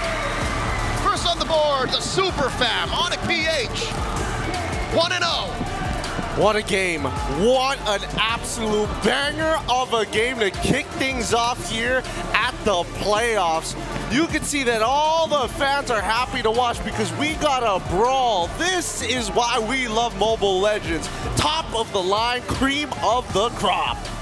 I gotta say, man, that was an amazing game one of this best of 7 because we see showcases by both teams, individual strength, team fight mechanics, and then just playing around the map. Like, we see the best of the best coming from both teams. And now that we're here looking at the post-game stats, I gotta say, this is one of those situations where we gotta warn the audience, don't try this at home. Yeah. Because honestly, looking at Onyx Philippines, yes, they won. But honestly, this draft, like we have been discussed, is a Onyx Philippines draft. We've seen the strength and the weakness of it in this one game. Early game, looked good, amazing. But we also saw there were moments that they should have lost. But because, again, Kelra is on that Moscow. If it was anyone, I feel like they would have lost. But I gotta talk about RQ as well. That was impressive. Number one, Rins on this Jushin. Amazing control around those objectives because we heard, even coming from Susujin, Onyx Philippines are absolutely amazing on that objective thing. And yet, Susujin has won a lot of turtles as well as the Lord, making it so that RQ are trying to fight against Onyx Philippines at objective, and then they're winning. And that's what makes this such an interesting game to study and a case to figure out because not a single Lord. Yeah. Not a single turtle. And they were leading for a majority of what? The mid-game. It was RRQs. And still Onyx wins? Yep. It was a game of honestly, it felt like it was a game that RRQ had the gun in hand, but it was Onyx who was messing with the trigger finger, right? Pinch down the timings, find those windows, and create opportunities, whether Edok doesn't have his ult ready or whether or not you're pushing on the bottom side of the map. Right now, we got to look at the damage. Stay here for a bit, but King Kong, Kara, and Super Prince all did roughly the same amount of that damage, around 80,000. Wow. And again, we were talking about how Selena was losing a lot when it comes to the goal, but even Mirko said it's like, Rins on that Jushin, goal just means survivability, right? You can stay in the fight a little bit longer. Selena, after the changes, making her traps actually hurt, making it so that she's a hero. Even if you don't hit the arrows, she's still usable. But this is Super Prince. He hits the arrows. A trap popped Sutsujin's immortality on the way out. It's a feels bad scenario, but well done. Give it up for our MVP King Kong this time. 8, 1, and 5. A lot of punishable moments, but he's able to escape with the help of his team. Even if we're talking about itemization here, right? An endless battle already purchased just for a little bit more oomph when he's in that back line, if he ever gets his hands on Toy. But I'm looking at RRQs. Do you necessarily agree with this? But I see Rince, he's got an anti-cuirass on hands. That makes a little bit more sense to me. But then Edok with the Brute Force breastplate, was that the necessary item to rush even though you have a high loss? I kind of feel like, okay, so Brute Force does two things. Number one, it makes you more able to fight against crowd control, and it does make you speed up a little bit more once you use your skill. So I kind of feel like he's making that plays, because honestly, as a Badang, you're tanky with your shields, not with your defenses. So he's probably playing around that. But while we're talking about this, we're looking at the jungle. I feel like this is an opportunity for us to kind of discuss a meta that's been developing at Mobile Masters, not just by Onyx Philippines, but other teams as well, having their mid or their roamer to have the Season Hunter, because so far I've only seen two heroes using it, which is the Selena as well as the Jawhead. Personally, for me, it didn't make that big of an impact here because I was looking at the gold, and Susujin as well as King Kong, honestly not that big of a difference, but I don't know, it's definitely something that might still need some R&D. I personally feel like it's good, but you know, yeah. I personally feel in games like this, you don't get to see much of its benefits, right? Because that's on the assumption that you're going to get, your own jungler ahead. In this case, is going to be King Kong. Did we see that? I mean, initially, yes, but then eventually, it really didn't matter, right? Because at the end of the day, it was kind of Kelra trying to force that 1-in-4 scenario to try and even up the odds. Because in a 4v4, Onyx can do a lot of work. In a 5v5, that's where it's a little, pick and choose. I think it's the trust as well here. You can see the start of the Super Family. Before this roster came together, Coach Why Not and Kelra had already been working side by side since MPL Peak Season 9 and MSC 2022. And it's the trust that Why Not has for Kelra. It's crazy how, again, Moskov, to remind all of you, is sitting at like a 30% win rate. Yet they banked almost everything in this game for Kelra. Usually, especially when King Kong gets Suyo, you would expect the team to just, all right, let's play for that strong trio mid, let's get the objectives, let's play the normal way. But this game, they knew, all right, they actually have crazy setup. This Badang is great. This Joy is going to be a problem for us. Jushin. We need Kelra. We need the god in the gold lane. That mid trio logic was a trap for RRQ. And again, this is now where we see how Kezcute could fall to other traps set by other coaches. So this is where Why Not gets one over Batman. We'll see. We'll see how long this is going to go. But these games are absolutely beautiful to watch. We're going to go on a short break, and when we come back, we're going to see the continuation of this epic battle between the Super Family as well as the Kingdom. You're watching the Snapdragon Pro Series Mobile Masters. We'll catch you right after the break.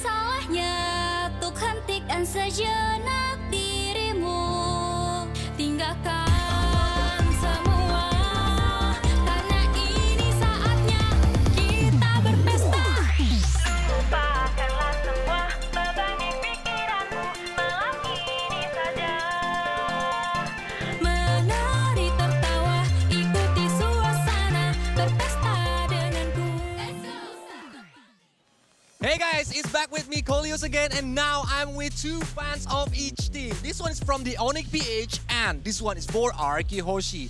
So guys, siapa nih player favorit kalian? Dimulai dari kamu dulu. Oke. Saya Idok. Kenapa tuh Idok? Karena Master of Inisiasi. So his favorite player is Idok, cause Idok is the Master of Initiation. How about you? I think Kurt. Why? Indo aja gak apa-apa. Soalnya Kurt keren banget kayak opening. Pokoknya keren dah Kurt. So for him, it's Kirk because like he's very good at using the macro when wants to initiate the team fight. And like gimana pengalaman kalian untuk datengin ke SBS Mobile Masters ini selama ini? Kalau saya kemarin sudah datang sih, excited banget sih. Bagus banget ini. He's very excited because it's very good here. How about you? Keren banget. Kayak ini baru pertama kali kan ke sini kayak sekeren ini ternyata kalau nonton offline. Ya bagus aja. Wow. So he think it's very cool because it's his first time to coming here and watch it live from here. Oke, terakhir, minta pesan-pesan dong buat tim RRQ yang bakal bentar lagi bertanding. Untuk pesan dari saya, untuk RRQ mungkin main lepas saja, enjoy. Karena ini grand final untuk season 15 ini juga kan di MPL. Dan ini untuk SPS, mungkin pengalaman terbaru untuk RRQ. Good luck. Right. So you have message for RRQ that play freely, enjoy the match, and good luck. How about you? For Onyx PH? Buat Onyx PH, buktiin sih kalau di atas langit masih ada Onyx. Tetap sampai sekarang gitu. Good luck sih buat Onyx PH. Okay, for Onyx PH, just prove above the sky there is Onyx. Just prove it. And okay, thank you so much for you guys. Let's get back to the panelists. Take it away. Thanks, Coolios. Those were the dedicated fans of each individual team, tribes here who are looking to give their support. We're going to be jumping into the draft real soon here, boys, because, again, we can't stop the action at the Mobile Masters. The day has been set with game number 1. Coming into game number 2, LaFell, any thoughts coming into this, especially if you were in their position? So my thoughts is that this might actually go all the way just because Toy was able to 1v1 against Kelra, because we already heard that if Kelra has a game, then it's going to be Onyx Philippines, right? So I feel like even though they lost, but the fact that Toy was able to hold himself against Kelra, that might actually give energy towards Arki Hoshi and then maybe change a little bit of draft to make sure that they can replicate that again. LaFell, we rarely disagree, but this time, I gotta tell you, I think it's for that reason this might go very quickly. Imagine that, you get a 1v1 kill on killer early game and you still don't win. Doesn't that get frustrating at some point? Like, I killed him, what is this? I agree, but that's why if this happened like game number 4, game number 5 consistently, then I would agree with you. Because I think right now the big question in Kescute's mind is probably, hey, do we have to go out of our way to get rid of this Selena? And I think that's going to be the big question mark coming into game 2. Interesting here, Onyx Philippines banning out the Moscow. Does look like they're forcing Arki Hoshi. If you don't ban out the Granger, that's probably going to be Kelra on that Granger, because other than that, like, I don't know, like if they, I don't know. I feel like they want to try Granger first pick or Jushin. These bans are very RRQ centric. Onyx prior used to ban always Matilda, Phovius, Hilda. Where are those? These are all RRQ specific bans. I'm more worried of whether or not they're going to gamble with the... Oh, that's interesting. All right. So Keskut snips it. He's like, okay, I hear what you're trying to say. I'm going to get rid of Blue Yo. I can give you Granger, but that means that Loyi is now open for RRQ Hoshi on the pushback. But that is quite a lack of a better turn, quite ballsy. Letting go of the Granger. And Onyx chose Granger over Loyi. Yeah. I think it's okay, honestly, for the side of Araki Hoshi. Again, you can go for the Aerithal later on, right? So now you can guarantee a jungler. Not sure if they want to go Hayabusa. We've seen that in the past, but I think Loyi needs to come here for RRQ. Right now. Has to. There's no way you give Onyx, Granger, and Loyi. That's a bit much, no? It is. They're the picks that we've been like keeping an eye out for Onyx. So Joy, all right, we got a jungler. All right, it may not be Hayabusa. And I think that's totally fine. They don't want to be too dependent on a purple buff to seal the deal in this game. That second pick, come on. That is not a Loyi. Whoa, okay. Whoa. That's interesting. Good or not, I don't know, but that's interesting for sure. Do you think that Super this Prince still 100%, right? Yes. Yeah. Do you think that this might be a case scenario of even if you take Lo Yi, Rins could either fall into the Jushin scenario once more, but if you do get the Lo Yi, we also could try and play Selena. I don't know. I'm not a fan of Rins on the Selena. We've never seen Rins on Selena, so it's already very like if this was Moreno, it would be a different answer, right? Because that guy we've seen him play the. Okay, Hayabusa. Okay, this has to be Lo Yi. It's gotta be. Okay, let's say. Okay, we're just gonna say it is a Lo Yi. Yeah. Now I think for Araki Hoshi, go for Irithel. I think they need something to deal with the Granger because if they don't go for a marksman here, you can already see the emphasis from Onyx Philippines. Harith, Moskov, the respect to Toy is there.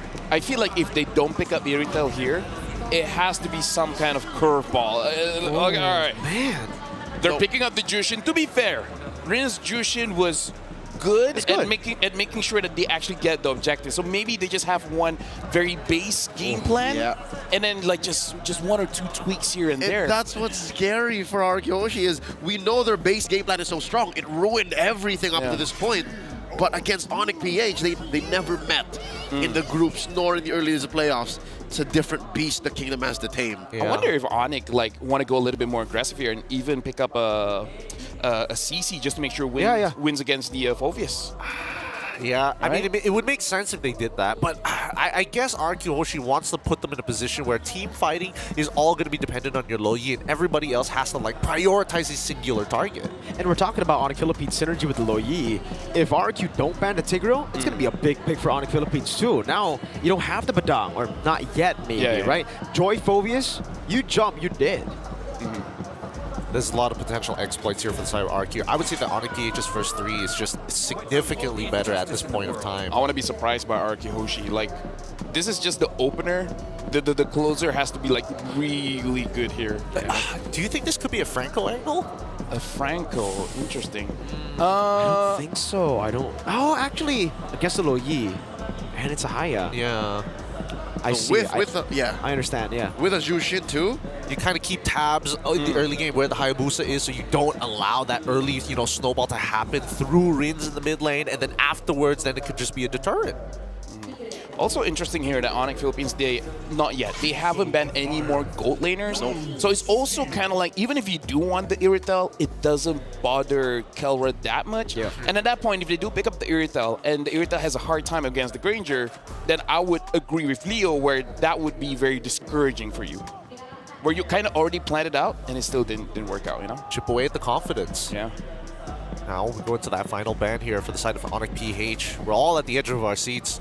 We're curious to see how they're going to play this out, because if it's another gold laner, what is left for Toy? Will he have any other options left in his pocket? There's the Irithel ban. That's it. No more. They have expended his gold lane. I think we're going to see the Bruno again at this point, right? I mean, there's no other choice. Bruno, Claude. That's why they leave it open all the way. So they want to deny it instead of banning it in the... Yeah, this is a signature pick for Edok. He is also standing at 100% win rate in MPL ID. Jawhead is still even open. in Snapdragon. Yeah, you're right. Jawhead is still open if you want to go for that.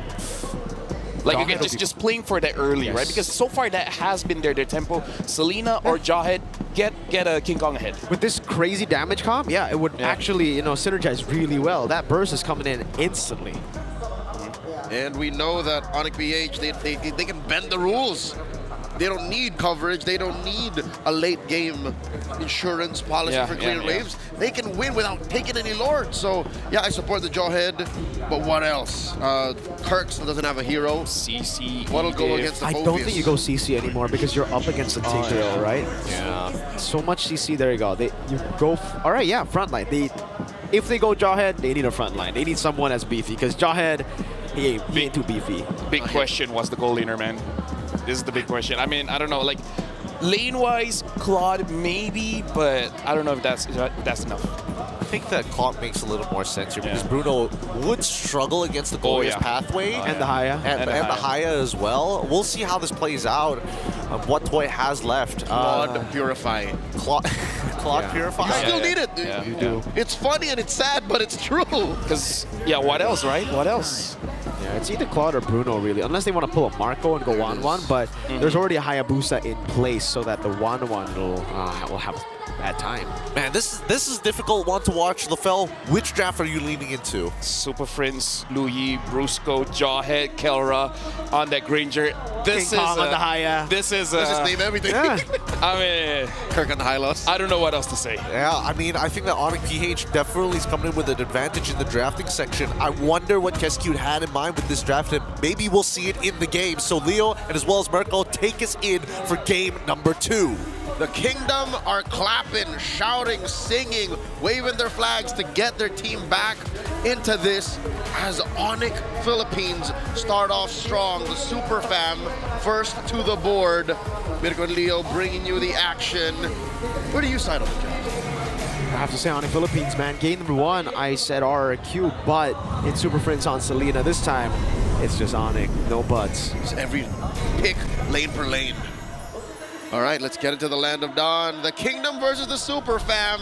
It's Onyx PH versus RRQ. Did I just see Papara Supermaster players celebrating with the Sonics there in the building? They were there. They were there. They're supporting. Oh, clearly Onyx Philippine fans as well here. And this is the advantage you have when you have the Jawhead, man. The Hayabusa, who should lose out in clear speed, isn't a loss anymore. Like, you actually clear faster with the help of the Jawhead. He's a great leasher. Brusco keeping tabs on Edok.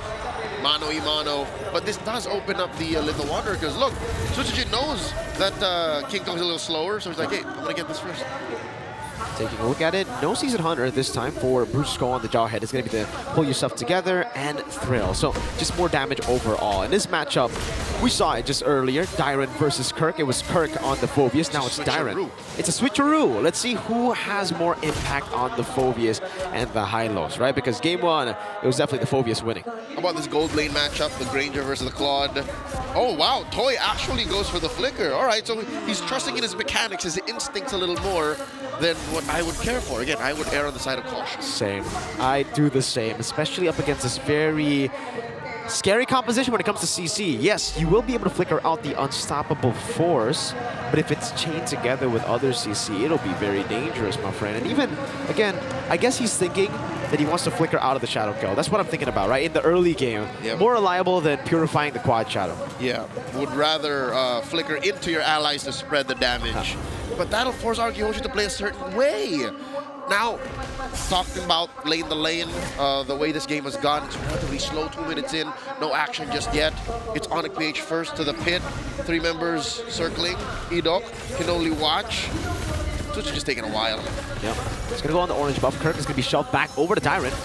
He's not interested though. Gets stunned up. Rins in the back all alone. Pops in the Crimson Beacon. Will be engaged on by King Kong. Rins still able to survive now. Sutsujin jumps into the back. Doesn't have. Oh, electrifying beats. And to Sin, Rins was able to pick him up back to the electrifying beats. Oh, all the way in the center of the map. They collapse onto Onyx. 2 down already. Kirk and King Kong. It's all Kingdom, baby. Uh-oh, that ejector might have just played into his demise. Brusco, oh, taken down, but Super Prince gets a double with that yin-yang reaction. A smooth operator, the Monster Mage is, but he could not take out the key members of RQ Hoshi to slow down the turtle take. The Kingdom take the first major neutral. Wow. It looked so one-sided, and then Super Prince said, nah, I'm gonna get a few trades in. An instant double as he just waited in the bush for that ambush. But again, we have to acknowledge the fact that when you have to play in the paint, when it's all in AoE, just these little skirmishes, RQ Hoshi are at an advantage. Even when eventually Toy joins, Onyx PH don't want to fight like that. So it's all about priority, and RQ Hoshi, despite Onyx being the first to the scene, were out of their breath. It was all initiative for RQ, so that's one thing RQ drafted into. We just have to consider how they use that for the gold lane. What a bait, though, again, for Rin. See, Crimson Beacon very early. Hold up, another shove over to Kirk. All inning onto the horse. Revitalize used up, brought back again. The horse stays alive. Kirk refuses to take that lion down. So far, RQ Hoshi are putting the pressure where it's necessary. Again, they know that they have a lead. 500 leading up to more at 4 minutes. How does Onyx PH thread the needle here? How do they say, hey, we have to win somewhere? And where is that besides the gold lane? I don't think they're in any rush. They can wait for, again, the mid-game. Later on, King Kong will hit his power spike. I think everybody will hit their power spike. And then they can utilize the diversion to create an angle of an attack up against RRQ, because right now it does seem like this front to back for RRQ is a bit too strong. They have so much CC that they can chain together, and it works. The synergy is great. Edoc gets an implosion. You get demonic force procs on everybody, and then you just see Diamond start jumping. Yep, it's an angle that none from RRQ could expect. That's the only way Onyx wins from the early to mid before them power spikes. Turtle spawning here, lower corner of the map, 10 seconds. Onyx PH, how do they approach this? It seems like they're sending their roamers over there already. Check in. All right, Super just repositioning. Turtle's up. Turtle number 2 spawning in the game. This time RRQ with the control over it. Dyron would go for the shove. Shoulder bash over Brusco. 2 members caught in the Infernal Pursuit now. Sitsujin is on that. Now retreat from King Kai. It's jumped back by Edog. And look at the damage coming down from Toy now as Dyron holds him away. Sitsujin gets a double. Prince knocked up, now chained down for Dyron to get the kill under the turret. But they will give it over to Rins. The half-purple man pushing Onyx to the limit.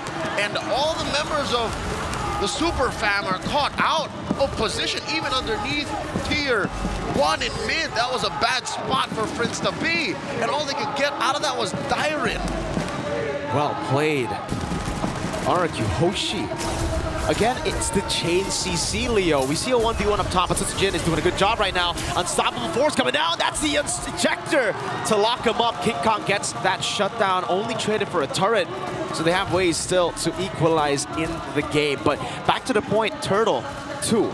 Dyron baited so many resources just by being there, shoving people away, that they completely forgot about Edoc's engage. Yep, the man-to-man defense led to a 3-for-1 for Edoc's ult. That was amazing. Argyoshi, the numbers are adding up to benefit them. The check ain't looking good. Onyx PH are in the red, and they're down 1,200 gold. And no matter what they do with these diversions, it just doesn't seem to be enough. It doesn't seem to be worth it. So they're still looking for that off angle where Argyoshi aren't ready to answer. Kelra, though, different story. I think oh my God! Toy just one blast away. I was saying, of all the members of Onyx, Kelra's the only one who's actually living good. Shadow kill! Over the range, forcing the Crimson Beacon. Dyron, good timing on the shoulder bash, but you can see the kill pressure. This 1,000 gold lead isn't big enough to stop this kill threat from Onyx Philippines. You're looking at King Kong, who's built a Hunter Strike, has a Legion Sword. Who knows what else the Beast is looking to cook up here. Securing his purple first, while Sitsujin clears up down bottom too late to protect that tier 1. And it looks like still RRQ have the advantage in this turtle pit. Sitsujin had a way to just go in towards the turret, but he had to think about it. Everybody was missing on the map. He had to think, who's there, Edog? Implosion on 3! A full dive in the back! What a set! Brusco falling as well! And now it's Sitsujin looking for the cleanup. Rins with a flicker forward. Kirk brought up, slammed down to the ground for Edog to take. The God Implosion echoing all throughout Jakarta City. You can watch that over and over again. It would be just as beautiful as the first time you saw it. RRQ Hoshi converting to a tier 1 in mid and a turtle. How do you come back from that? Wow. What the hell was that? I mean, I did mention it's a signature pick diversion. From a signature to another, Super Prince shows how creative it can be on that diversion. Oh my lord. It wasn't even from an angle you weren't expecting. Onyx knew what they were getting into. They just didn't expect Edog to pull the trigger that quickly. And not on that many members. What a play. The lift up as well, the signature flicker forward of Rins. Reactions from the casters. Yeehaw, man, they're full on cowboys today. That was a sheriff and his deputy. Now back into the action here. 8 minutes 45. The Kingdom up by almost 2,500 gold. Onyx PH still on recovery mode. Looking at the items, King Kong down by maybe 500 gold, and then a majority of the lead still on Dyron. Mr. Half Purple Man himself. Half purple, half Dyron, half man, human. Yeah? Kingdom. Kingdom, half kingdom. Diversion. All right? We're expecting someone to go for this. No. Ends up being a wasted diversion to the bottom lane, but they do get a clear down below. RRQ has watched a good number of Prince matches to know exactly where he wants to send his team when he's on a low Yi. They're waiting for this Lord spawning in the upper quarter, 30 seconds till, and all Onyx has to show for it is that tier 1 push down bottom. They are struggling, and that's an understatement. Onyx can't even play the map. Usually when Onyx is down this bad, they would find ways to play the map, but even King Kong is afraid. King Kong has no natural defenses against what RRQ is bringing. I gotta say, Leo, you know, we were talking about the drafts, and honestly, that was with me thinking there's gonna be Purifies on the side of Onyx Philippines. I just noticed there's no Purifies here at all. That's why the EDOF play was so massive. I guess they were punished harder for trusting in their own mechanics. Again, who would flicker that close, right? And Yeah. without seeing the fight fully, would pull the trigger that quickly. So again, Onyx PH may have overestimated themselves, underestimated really the mechanics of this MDL-centric squad, the new gen kingdom. Kirk's going for the chase, but will just be guided back by Rins. Look at Toy. Half HP on the Lord again. Darren walking up again over to Kirk. Able to find Brusco in the bush. Rins with the Crimson Beacon. Sony Super Prince away. Sunsujin gets rid of the Lord. Edog again finding another! My goodness gracious! And now they're all just falling under that damage. King Kong, he's going to be lifted up just in a bit. Rins looking for the angle. Won't be able to do so as Kelra is able to provide cover. 3 for 1, an amazing exchange. As soon as you saw the Lord fall, you should have backed off, but still RRQ Hoshi make Onyx PH taste the wrath of Edok's Tigreal. Once more a big ticket ult, causing the map to turn red. Lord marching down bottom, a big chubby wave up top. This is a RRQ Hoshi written all over it. Edok, you madman. 2 sets in a row. My goodness, now Rin's gonna be engaged on. Shadow Kill has the flicker out, but it's still gonna be a kill. Too many stacks on him. All right, Onyx PH though, land on their feet, able to defend from that Lord relatively safely, losing nothing but that Holy Shield in mid. They still keep that Holy Shield down bottom and a tier 2 up top. Onyx PH are really doing their best here. This reminds me of that defense they had in game 1. Who's to say, Mirko? What are the odds that they defend the way they did in the previous game? I think there's a chance. I mean, again, it's not as good, the clear, as a Moskov, but the Granger still does well when it comes to clearing it out, and especially considering Kelra hasn't died yet. He's still holding on to a pretty... Oh, yes. Wait, so the Sky Piercer... Oh, it was the implosion earlier. Yep. All right, so I think he might have to think about selling the Sky Piercer as we get into the later... Unless he wants to, again, bank on his ability to get kills, because I guess that's the only way to come back. A late game power spike to put up the stacks, yeah, but what? You're waiting for 3 or 4 kills from out of nowhere? RRQ Hoshi's not gonna lay down and just hand it to you. Oh no, Kirk here forced to use the glorious pathway just to run away. They knew, they had a read on Onyx Philippines. They knew there was a diversion sent to the other side for sure, and that's why they decided to pull the trigger on Kirk. Wasn't enough, but great read. That's what they've been playing at the movie nights in the gaming house at RRQ. Just watch Super Frizz diversion plays. The omniscience that Super Frizz previously had is now a worldwide fact. So now the world champions have a target on their backs, and RRQ are looking to make him bleed here to get 1 on the board here in this best of 7. They're up by 5,000 now. This can't just be on a singular player or 2. It's across the board. Darren. All right. So far away, but there's no Brusco to actually catch him. It'll only be risky if Brusco is within diversion. No one's going to take it, though. It's just to open up the map a bit. Oh! It is going to be King Kong who takes it, clear it up top, and go back to the quad shadow all the way back. World's longest shadow. A push. I don't know if that minion is big enough to take that turret, but at least it is some map presence that Onyx PH are looking to get. It's enough. Now the conceal coming in from Brusco. What do they find? Nothing. Slow push up top too. Conceal. Burt Rins. Crimson Beacon coming out. Edog looking for the set one more time. Able to go for the shove in the flicker, but not able to find the implosion now. That's going to be toyed with the Wind of Nature and also the Blazing Duel. Brusco stops him there. Sunsujin gets the shutdown on King Kong, but Riz is caught in the bad spot and will be taken down by Super Prince. Sutsujin over to Brusco. That's the diversion from Super Prince to give Kelra a double. 2 for 4, and Sutsujin's the only one left. He's outnumbered by the Super Fam. He's looking for Kelra. The Mercenary saves the kingdom with a kill on the god in the gold lane. And the map equalizes. I don't think Prince and Kirk want to take down Sutsujin nor risk anything else for the Lord. RRQ Hoshi, what a recovery. Onyx PH still showing that they got something left in the tank. And he can burst it down for sure, all alone, no problem. You can see the difference it makes. Hold up, Sutsujin now around a diversion coming down. That's gonna be the stun over. Oh, almost a steal. What a crazy calculation from Kirk. The timing, he almost got it. A second difference between Kirk trying and Onyx PH sending over Prince, Brusco, and King Kong. That was that close, ladies and gentlemen. They did not close the gap just yet, though. 4,000 still between these two teams. You can see the difference, though. The big, big difference when Edok does not get a set in these skirmishes. That's an angle of attack for Onyx Philippines. Down below, King Kong already used a shadow kill. Sutsujin not going to go for the chase. Lord still in the mid lane. Lord pushing in. Onyx PH have to watch their backs. In comes Dyron. Able to find Kelra. Edok looking for the implosion one more time. Only able to find Kirk now as he goes in for the shot. But Toy very low in the back buys the immortality. Edok able to stay alive. Dyron pops into a crowd. And Sutsujin is unable to get anyone down. And Kelra has just taken another kill into that Sky Piercer.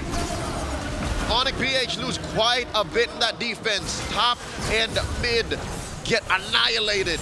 But they're still alive, still in this game. Kirk for Dyron and Rins. The Edok Gambit not paying off, not working as much anymore. Oh, they're going far off. What are they looking for here? It's a read. It's a possible read to a move for RRQ. They have to try to get themselves outside of the base, right? They can't just be playing inside. But it's the wrong read, unfortunately, this time around, and they won't be able to find anything. But still, the fact that they have defended means that they have that late game now that we were talking about. Kelra, he gambled on that Sky Piercer stack. He's got it. He got a few, and they're working with that. Scraps is enough to still build an empire, and it's gonna take a while. You're looking at a 17-minute game, 13-18, with very little on the map for Onyx still. Good news is they can get out of their base. Bad news is they have to permanently keep defending and managing those waves in mid and in top, and top is the long lane. So what does that mean? They have to use a diversion, possibly defensively. They have to use a diversion to send dudes over to clear the wave and then join the fight. How are they going to start defending against Edok then? It's the best angle, it's the best side to have a base turret on. But this is the unpredictability of Onyx Philippines. Diversion. Where is it going? Toy in the back spot. Oh my god, that damage! With nature, saving Toy. But look at the shot coming down in the back line as well. Toy caught in the back spot as he buys the Rose Gold Meteor. Bruce going taken down. Rins jumping to the back over to Kelra. Look at King Kong coming back at it one more time as Siren will fall to Kelra one more time. 2 for 3. A beneficial trade for Onyx PH, and now Rins and Sutsujin considering how to approach the next minute. Lord spawning in 10. The creativity of Super Prince. You can be down a whole lot of turrets. It can look impossible to come back, but nothing is impossible when you have a Lo Yi like this. Yellow rain from whichever angle Super Prince wants to come in via the diversion. An artist on this hero. Oh, Sutsujin's really trying. Try to go in. Oh, Kelra with the flicker forward. Kelra in 1v1 with the Rose Gold Meteor. Immortality dropped again. Kelra taken down. A mistake, but no, it was a bait. It was a distraction for the Lord to be taken by King Kong. Kelra for the Lord at this point. It's evolved. And we're not even at TikTok timers yet, so that is a calculated risk Kelra took. The rest of the Super Fam agreed to this, but you're right, Miracle. But the waves. They can't defend without Kelra. 20 seconds, the big gamble. Good disengage from the side of King Kong. Ida only able to find one right now. Kirk will be melted down, but is still able to get out with the glorious pathway as again Super Prince comes in around with the net reaction. Sutsujin jumps in with a crowd by Super Prince. Pop back again. Brusco taken low. And inside the base, RRQ Hosha wreaking havoc. Down goes Riz, but it's too late. A gamble that paid off. But the long-term value of RRQ just getting the kill on Kelra got them the game. 1-1, the Kingdom are on the board. Onyx PH played a little too risky, get punished on the clapback. One team plays it risky. I don't know. I felt like RQ were playing it risky there for a second. How many times do we see the big turnarounds? Huge sets from Edox, and then even Toy was like, nah, I want to do something cool too. Dude, let me just say, whoever got tickets, it's just 2 games, but they already got their money's worth, man. Like, what are the first 2 games of this best of 5? And the thing is, RQ is like, you know what? Take your Granger. Take your Louis. Take your Jawhead. We'll fight you head on, and oh my God. This is the perfect example of being punished for the wrong mistake. Both teams will try to do something and get away with it, but whoever finds the crack and says, you know what, that was too much of you to ask, gets Dude, the L. I mean, like, the guy that said, Ido Raja Inisiasi.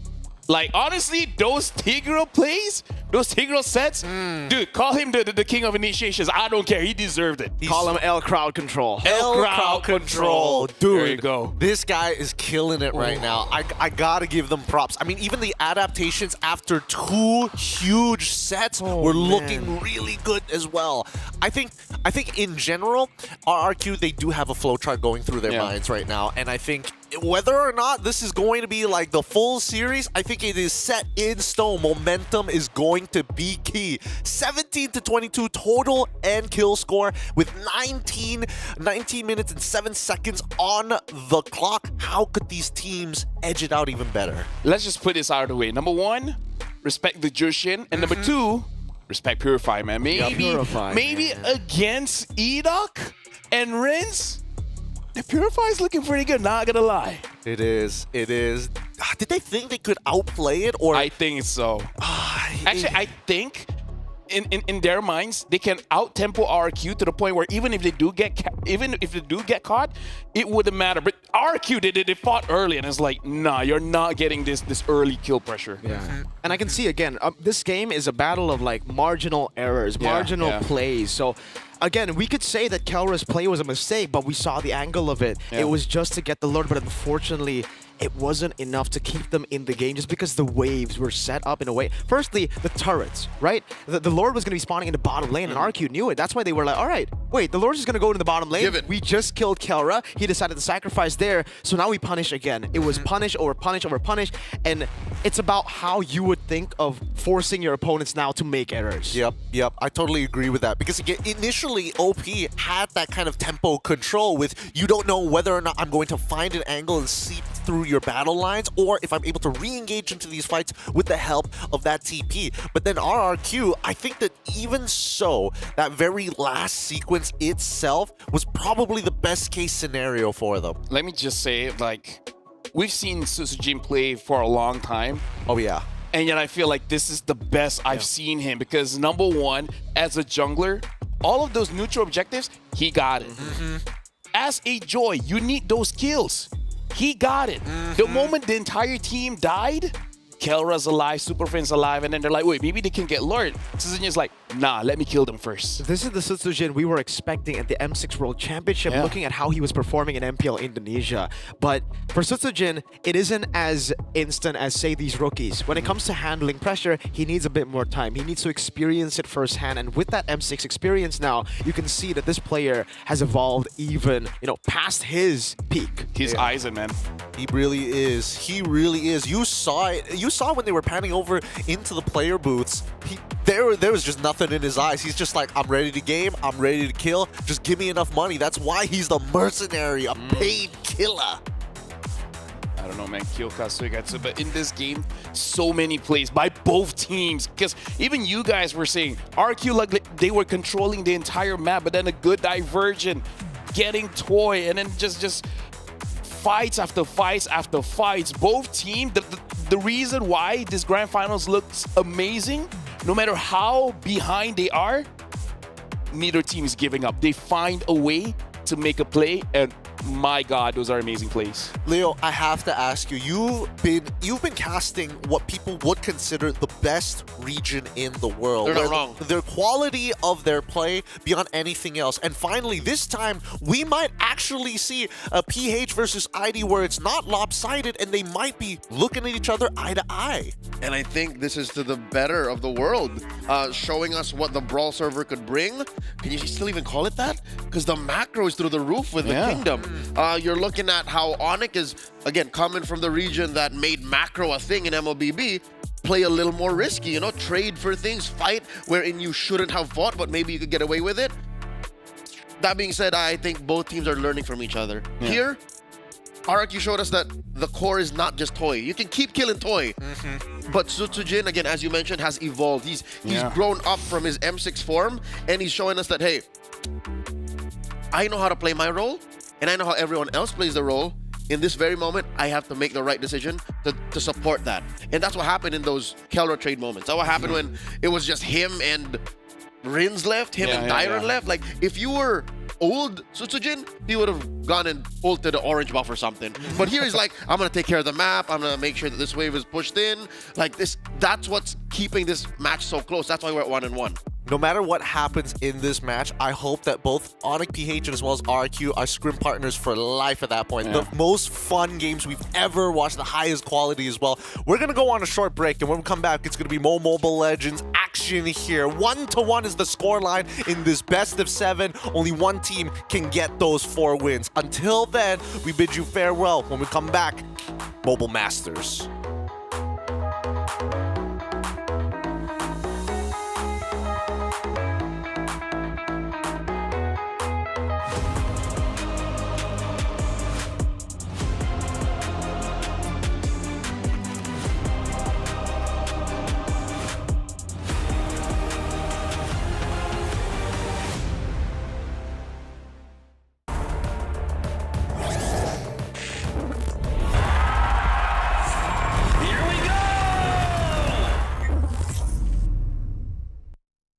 The Snapdragon Pro Series is brought to you by Snapdragon Elite Gaming and DHL.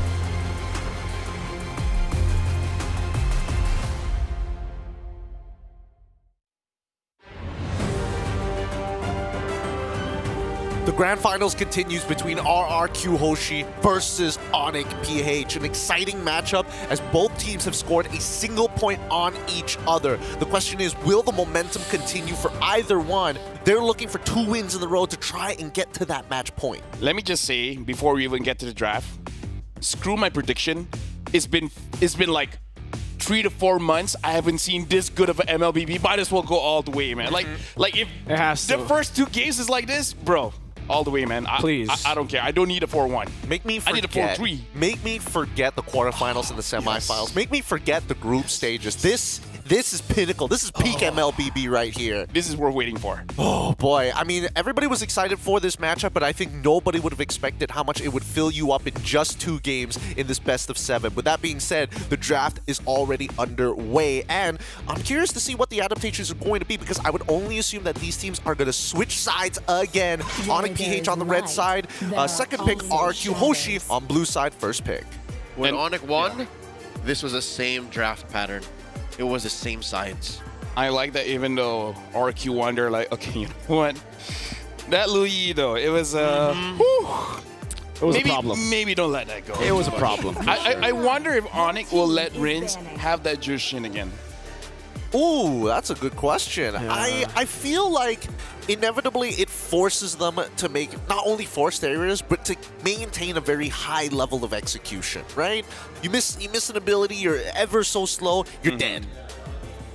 Because again, like, I'm pretty sure they have ways to deal with it, but at this point, with how Rins has been playing, is it really worth it? Now, Onyx Philippines, they have banned out the Suyo as well as the Harif. The third ban here, looks like RRQ Hoshi are going to be the next ban. Banning out the Kalia. So, Granger open, Suyo open, the Jushin open. RRQ Hoshi is going to have first pick here. So, I feel like if Jushin is open, even if the Suyo is there, I feel like they're just going to go for the Jushin, no? Yeah, I think they're still going to follow with somewhat of the ideology in game number 2, where they were looking to say, hey, we're going to pick up Granger. We don't mind what you take from that point onwards. The real question is Suyo, honestly, whether or not that is going to disrupt their plans or actually make the bargaining chips a little less valuable. If you ban the Suyo here, that means Jushin makes it through. Yeah. So that means mid... You can't forget about Joy as well. Mid trio, mid prio is going to be so strong for both sides. I think that's the safest way to go.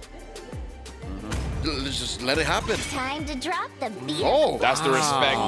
MVP Sisajin, you're not getting that Joy. So does this mean give the Suyo, pick Hilda? Pick Hilda. Interesting.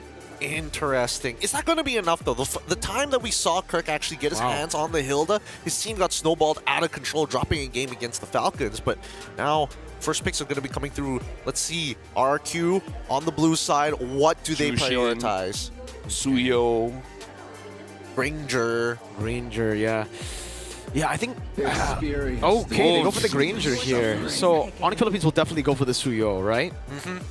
Suyo, Jushin, and then eventually maybe a Moskov. Yeah, I think that works. Maybe even an Irithel. Again, Kelra is 100% still with that Irithel. Like, a lot of options. Just pick up the Jushin, don't let it go. Jushin, Suyo. Again, strong opener for Onyx. We got to see how RQ responds here. I wonder, like, the Phoveus is amazing. I kind of feel like it's worth it. Pick up the Phoveus and maybe pick up a jungler. If not, Sisajin is just going to get, you know, it's going to get complicated for his picks. He definitely needs that side lane pressure. I mean, he's already got the Granger on one side, so that's already a plus if he is playing towards that side of the map. I do think that mid could be a potential way to attack. Oh, Hayabusa? Yeah, definitely I'm thinking about mid lane attacks now. All right, so we're going back to RQ Hoshi in the playoffs. Early on in the playoffs, the Hayabusa over the Suyo, right? We've seen this a lot from RQ. But the Hylos pick, I guess they pick it up early now so that they can bait out a possible CC pick first. If they do go CC, it might just be Hylos in Rome and then they'll pick up another XP like a Badang, right? But for Onyx Philippines, I think they need a gold laner. I think they need to secure a Kelra pick here because if not, Moskov, Irithel, say goodbye to both of those. Is there any condition to actually play CC in these types? I mean, now that you don't have the Hylos and the Glorious pathway, you can technically, with the curtain call, kind of slow people down and actually use that synergy to technically lock 2 people at once. Yeah, I don't think there's enough on the board for CC to be as justified. So I'd rather the Moskov, because again, if it makes it to the second phase, RQ is going to take away the Irithel, force Kelra on some like a Claude or a Beatrix, and that'll be worse because again, you're gonna die to the high, you're gonna die to the Hylos. Now RQ, they can start choking out XP lane choices. Yeah. I think mid lane too. They need to start banning out Rins. I feel like Onyx ban out mid, RQ ban out EXP is going to be good. EXP or Roam. Either ways, I kind of feel like for Onyx, they really need a very strong front line. So I kind of feel like taking that out is going to be good. Onyx banning out the Sicilian, honestly, amazing. Granger Sicilian is so annoying to face up against. Totally agree with you there. Totally agree. I'm wondering whether or not Jawhead is put into consideration for RQ to kind of like speed up that clear to try and initiate on off-tempo plays against the mid lane, but that's just me. I think they still ban it out first though, because again, Onyx Philippines this time, they are on the red side, right? So they have first pick on red side, can pick it up before RRQ can, and that would be a big problem for the Hylos later. There it is. Also still left in the open, the CC, the Phoveus, the Lucas, of course, taken care of by Onyx. Gatot still out in the wild. I'm also thinking, like, do they consider like banning out the Cho as well, not giving it over to Onyx? Because I kind of feel like Cho, Suyo, and Jushin are pretty strong and, you know, able to deal ish with the Haya. That's the face of the mid lane Prior right there. Yeah. If you're looking for that. Will RRQ just ban out, like, so now they ban out Jawhead, are they going to ban out CC and then maybe they are the ones to go for Gatot Kacha, right? They could just double down on making, make sure that nothing is going to get through, even take away flex picks if necessary. I wouldn't put it past Kirk to be able to play that role. No, he still has Edith, worst comes to worst. Yeah. Double Revitalize for RRQ could be the angle here. They already have a very strong gold lane to play front to back. Hayabusa will be kind of like the executioner. There you go, CC. So they're on the way for the double Revitalize. All right. Could still be a Hilda, by the way, for the side of RRQ. Oh, of course. One of the few ways you answer the Suyo. I think it's still a little tough to say, right? Again, first picks in the second phase coming over for Onyx PH 4 now, and this is going to reveal a lot about the composition before RRQ looks to close things up in the draft for their side. Red 4, we're waiting. Onyx still does not have a pick 4, Brusco or Kirk. They deny it. Yeah. Still pretty good against the Haya. Yeah. And the Very Granger, right? Like at one point, if the Hilda is having a very good game, the Granger has no choice but to shoot the Hilda and not actually dealing damage to who he wants to deal with. So now RQ Hoshi, seeing this kind of lineup, I'm really wondering what mid the Rins wants now that the Jushin is not there. And even Farsa, if ever Rins does get a Farsa here, like those are all heroes that are afraid of a Hilda. Yeah. No matter what, it feels like Onyx PH, the one thing that they've learned in all two of those games so far is that if they can fight on a dime, RRQ will get caught up in the bloodlust ever so slightly. T-Girl again, man. Back-to-back Tig for Edok and a Valentina, too. What is the Valentina stealing? Actually, yeah, the Valentina is interesting. It's more on a comfort pick for Rins, being able to, again, we got to remember that Rins, even though, yes, he has improved on the high ground heroes, he is still a player who finds more comfort playing these kind of heroes that can play make and be up in your face. Yeah. It will technically make it slightly difficult for Suyo as well as the Hilda to play in that melee range, I guess, but that's a very small benefit. It is. Final pick for Onyx PH, looking for the roamer. We were mentioning just strengthening the mid trio, we're probably picking out something like the Cho here. And yeah, there you go. There's the Cho. So it's like in the world. It feels like a repeating conversation of us saying like, yeah, Onyx Philippines, good early game, good setup, a lot of good comfort here. But RQ Hoshi seems like they're finding ways to fight back, especially now that Edok has that Tigreal. At this point, I can't call it. I don't know. Maybe this time Onyx puts Purify on. Maybe they respect they have to. Edok this time. I mean, even more, they should punish Edok now. They've got the heroes to do so. They've got the toolbox as well. We'll see the level of execution in this game because now the question is whether or not Onyx Philippines is going to make sure that RQ stays tip-top, nice and sharp. All right, with that being said, game number 3 will begin shortly. I'm going to hand on over the mic over to Mirko and as well as Leo. Good luck, boys, for game number 3. She got a picture with King Kong. She digs the beast. In the second half of the draft, it seems like Onyx PH have turned on a dime and answered RRQ Hoshi's forward advances. But a questionable Valentina, but Mirko will die on this hill saying this is a Rin's comfort. How true is that? Very true. I think it's a Rin's comfort that might be able to get them a game win closer to that very valuable match point. Welcome to game number 3. It's the Super Family versus the Kingdom. We're slowing it down. This is a best of 7, and we're just at game 3, a marathon, not a sprint. Looking at these early rotations. Oh, wow. This is the most aggressive we've seen Onyx PH. Yeah. Watch they're crossing the river. They finally get the juice in and the cho. They finally get full mid prio. And they are going to be able to use it so much together with the Suyo. So that's something that they've been lacking. Edok engaged upon already. King Kong caught in the bad spot now. Suzuki goes back with a quad shadow. Gets quelled. Battle of HP bars. King Kong gets the lethal. So Onyx PH proving via prowess and via kit that they really have a mid lane prio. Brusco's in trouble. Has the flicker, will be able to escape there. Gold crab taken, resource burnt out. Wait, no, I thought Suzujin was going to try to go for that kill in the bush, but will end up just going for the jungle camp here. Has the retribution in case Kelra steals it, but oh, he saves it. Forces Suzujin to take it out of range there, but the Little Wanderer was scored by Onyx. Looking at these player emblems, again, you see that both mid laners are taking a school out of the thought out of the school of a thought that you have to be sustainable as a mid laner. Both utility, Ido comes in. Good block by Brusco. Steps into the quad shadow, but shadow kill should still come through. Suzujin actually saves it again. Doesn't want to go for the damage. Yep, and Dyron here out of that L brush, making sure fight is fair. Kicks Onyx out, forcing King Kong to say, hey, you get your orange or we go for the turtle. It's already started up, less than half health. Super Friends needs to go into it. Soul Sever coming down, red tree won by King Kong. A fight in the turtle pit. King Kong gets the Quella. First blood. Oh, and the Crimson Flare repositions Dyron, and Dyron might not survive. Wait, the dragon lock and Rin's down 2, and it's another kill. Dyron will fall. King Kong gets another. It's a triple kill for the beast. He's eating good. Up about 2,000 gold now. Onyx Philippines are threatening everything from lane to lane. Even Toy's in trouble. Big bonk, another King Kong starting the game with 4 kills. Charge surge through the wall. Toy didn't see it coming. There was nothing his Purify could have done. This beast on the Suyo. Man.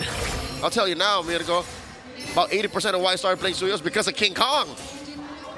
2,700 gold, and I think all of it might be on him. If not like 80% probably. Rins this game, even with the Purify earlier, it was already baited out just through the, again, sheer amount of CC Onyx Philippines can utilize to lock them down to layer. Yep. The exact numbers is more than half, Mirko. About 1,500, 1,600 is on Suyo over the Hayabusa. Yikes. And that's not even a kill on Suzujin. It's not like Suzujin's slowing down. It's just King Kong is that fast on the farm. See? 3,000 over 16. Wow. I mean, it's also because he was just zoned away from his own buffs earlier. Really well played by the rest of Onyx Philippines. And you can see the Hilda play into it one more time. Suzujin going to be able to walk up again. Going to look for the kill on Kirk, but he does have the sprint. Gets away from Glorious Pathway. Super Friends looking for the Lantern Flare. Edok walking up too. But this time, they got Purifies. Wait, the Dragon. Edok on the bad spot now. Might be looking for the Implosion. Does get the Implosion on the 2 with a shove too. That's getting the Shadow Kill coming down as well, but it's not enough damage to take them down just yet. Kirk very low. Suzujin re-engages. Kirk running away. Pops his Revitalize. Oh, it's a sprint on this Hilda rather. And oh, the Crimson Beacon saving Friends. Super Fritz survives! Brusco with 1 HP too! Toy looking for the shot and they get away! No kills over to the Kingdom. That was Dyron's Revitalize doing its darndest to help the rest of RRQ survive.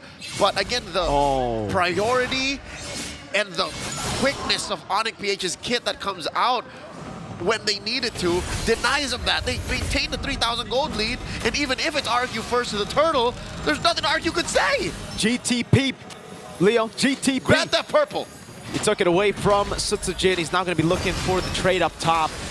Say goodbye to this turtle. It will not be contested. RRQ don't have the firepower.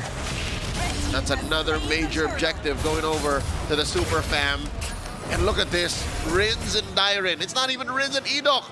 They're cobbling together formations, and they're still getting hostage by Onyx. Super tough now for RRQ Hoshi. This is a snowballing composition for Onyx Philippines. And you know, in the last 2 games, we haven't been able to see like a full mid trio win for Onyx Philippines, just due to the, again, picks. Selena game 1, Loyi game 2. Also, I think it was also just kind of late into getting the item power spike or getting towards first few neutral objectives. But now finally we get to see shades of normal Onyx Philippines with the trio mid win. And this is the Onyx that I'm sure RRQ have studied over the months. This is the Onyx with the blueprint that won them the M6 World Championship, yet you're still seeing it in full force right now, working as if it was late 2024. Onyx PH now up 4,000 gold, pushing that top lane tier 1. Down bottom, Toy and Idok looking to make something work. They will have to concede that. This is a fight waiting to break out. Turret for turret. Up top again, though, you can see Sutsujin struggling to enter his own jungle. Down below, Idok going to be caught. Lantern Flare, SOD taking Kelra down. Brusco taken very low. Rin's walking up as well. Crimson Beacon into the midst of it all. Brusco caught in the glorious pathway, still able to shut Poo out now. The Terrifies, the Purify gets baited out. Super Prince taken low, taken down. Sutsujin gets the shadow kill. But now RQ need to disperse. Kirk looking for his man. He's on the mercenary. Sutsujin still there. King Kong Blade Surge, Purify out, but gets soul severed. Rin's able to escape. Tyron still in the midst of it all. Kirk going to be taken low. He gets the damage, the bonk, but it's not enough to take him down. Spear of Misery, one more shot. Kelra unable to get that kill as Toy shoves in the mid wave. Tyron and Sutsujin on borrowed time. Not this time. To the Lord of Death, say the members of RRQ. They get away scot-free, but it does not change the fact that the rest of the map is not on their side. Onyx PH are still up 4,000 gold, and they're looking like they want to make it back up in kind as they go for the turtle. Most of the gold is on King Kong. You can see it here. RRQ Hoshi set their sights on King Kong now, I feel. That bounty is going to be one to die for. Pop him like a piñata. RRQ Hoshi looking to collapse onto the turtle. Onyx PH still repositioning. Dire with the glorious pathway. Bruce going to back with the Wind Dragon. Sutsujin locked down, cancelled though. Now he goes back in with the shadow kill and the retry win. King Kong zoned away by Tyron. Turtle taken, kill over Kelra though. However, will take a tier 2 up top. SOD, no one home. That might have changed the face of this fight, but RRQ Hoshi are running through Onyx PH, taking that turtle, denying them anything else on the map. Luckily, Onyx were a step ahead. That push by Kelra up top tier 2. Finally, Sutsujin able to taste his purple. I'm wondering, was that worth it? I think anything is worth it at this point for RRQ. They're the ones behind. So for Onyx Philippines, if they're the ones constantly trading for 1-for-1s, 1-for-2s, it's actually going to be beneficial to RRQ. King Kong, you got to put your eyes on Dyron here. He's been the main guy stopping King Kong from being a threat in these skirmishes. RRQ live and die on the back of Dyron's high loss. Still has that revitalize on lock. And Kirk taking this angle. Oh, Superfin's coming in. Toy in a bad spot there, able to kite away. SOD coming down, piercing through the health bars. That's Kirk taking low. Spear of Misery still there, but Kelra's gonna be gunned down. Super Prince low. That's another. Edok gets an implosion to lock him down. Kirk taken out. And even if it's just one member of Onyx, again, every single bit counts towards the Kingdom's campaign to a winning position. And they don't even need to win. They just need to claw back into where it's competitive. And you can say that right now because Toy's about to get this turret for free. I know how a snowballing Granger looks, and this is right now as close as it's going to be to actually calling a Granger snowballing in this series. He's doing a good job. 3 kills on the Sky Piercer, or is it 2? Either way, he's on the board much earlier than, say, even Kelra in Game 2, right? You have to wait a bit more, and you can see the build, Melfic Roar. He's on the way for a Sea Halberd here, so he has put so much respect onto the front to back that he's going to be playing. Yep. Kirk is slowly going to have diminishing returns on the map. So far, he's died 3 times. Twice, didn't even really have much of an impact. Those deaths weren't even trades. They just really picked them off for free. So now, Onyx PH have to turn on a dime. They have to step on the clutch and say, hey, this snowballing thing ain't working. What's next? King Kong, you're getting zoned out too often. What's next?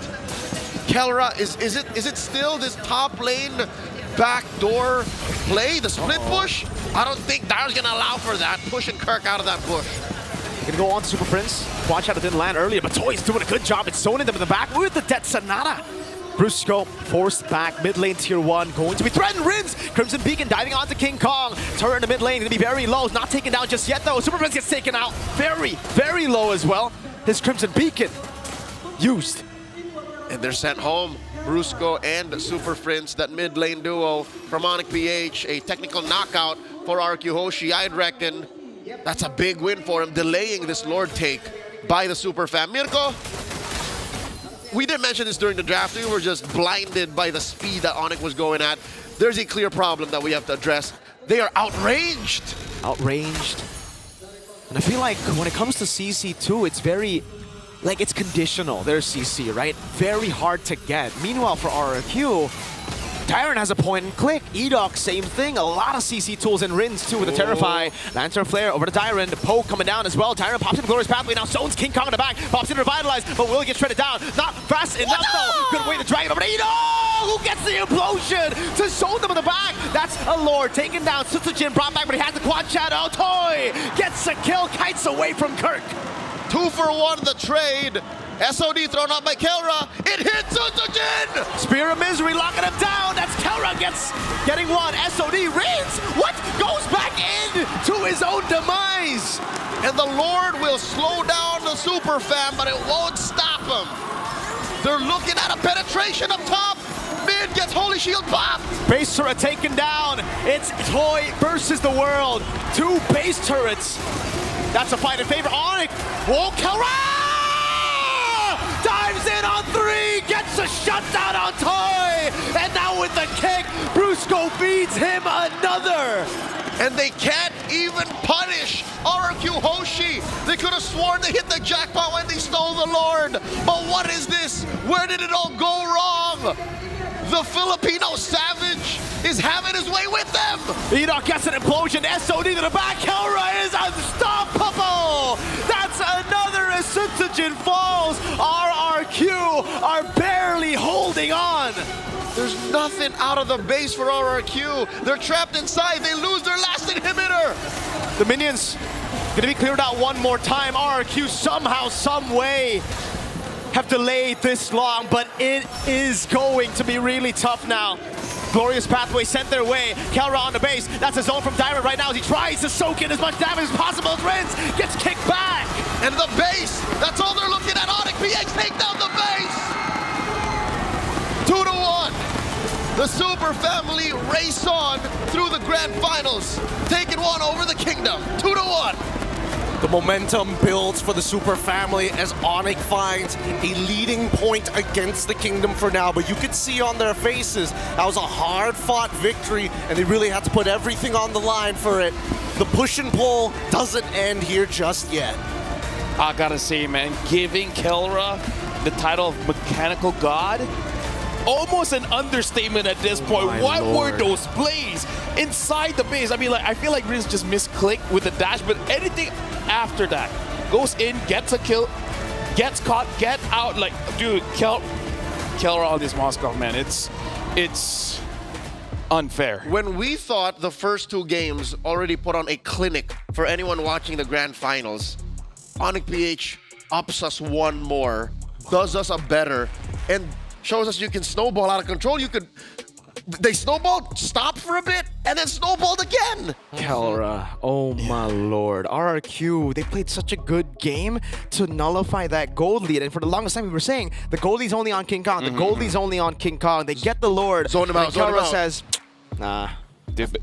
I mean, like, we'll be talking a lot about Kelra because he may be the MVP, but I gotta say, I feel like after game 3, Jushin is going to be the contested pick. Yeah. Because it's like, Rince is good at it, but also you kind of don't want to give it to Super Frizz. The pressure in mid just enables the junglers. I mean, it doesn't help that he was on Valentina. We saw how many times where both roamers had to be on different sides of the map, and more than happy, Super Prince is able to zone Rins off and put him at a disadvantage. Always late to the fights, and not to mention that Lantern Flares don't exactly work too well on Valentina. Yep, the Crimson Beacon only used to reposition. That's it at best. So again, I'm iffy. I'm known to be vocal about hating these blind Valentina picks. Here, it clearly did not pay off.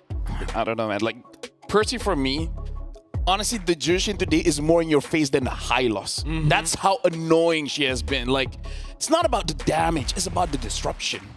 It is. It really is. But the way that Onyx Cage was able to play that out, it just goes to show lane priority is so important here. Yes. And more importantly, this Moskov, especially on these like off-screen plays that he is making, is forcing RRQ in these pretty tough scenarios, right? We saw, hey, if Keller is pushing on the opposite side of the map and Rins is kind of low, no matter how hard they force with Dyrant on that glorious pathway, good. You're 20% HP. This is a win for us. After losing on the Granger with like that one big play that sent them to lose the game, again, a lot of players would be like, oh man, I'd lose a little bit of confidence. Kelra says, no, I didn't make a mistake. I never make mistakes. In this game, he played it even riskier. After making such a big play that ended up with a loss, you would think these guys would be like, all right, I'm going to slow it down. No, he goes gear. He goes to the 6th gear. He goes all the way, steps on that pedal.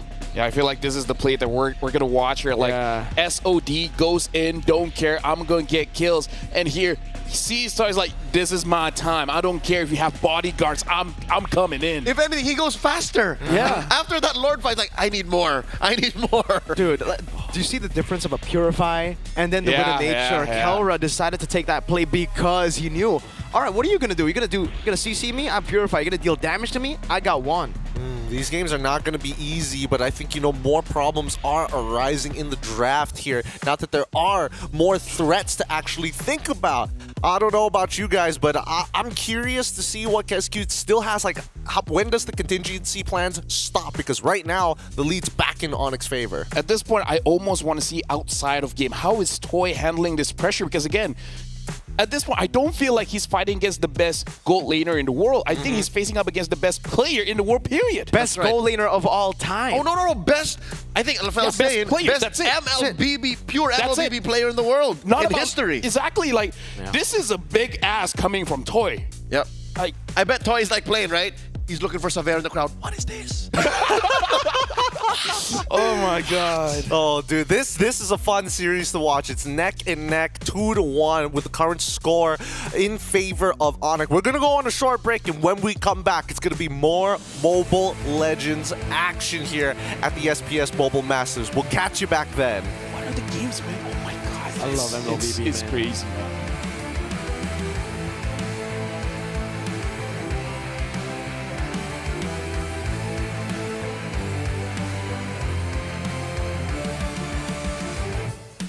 Hello guys, Moman here live at the venue in Jakarta, and we're in a bit of danger because we're wearing RRQ stuff and we're right behind Onyx PH. But here with me is Arashi. And Arashi, I just want to ask you, what do you think happened here for RRQ?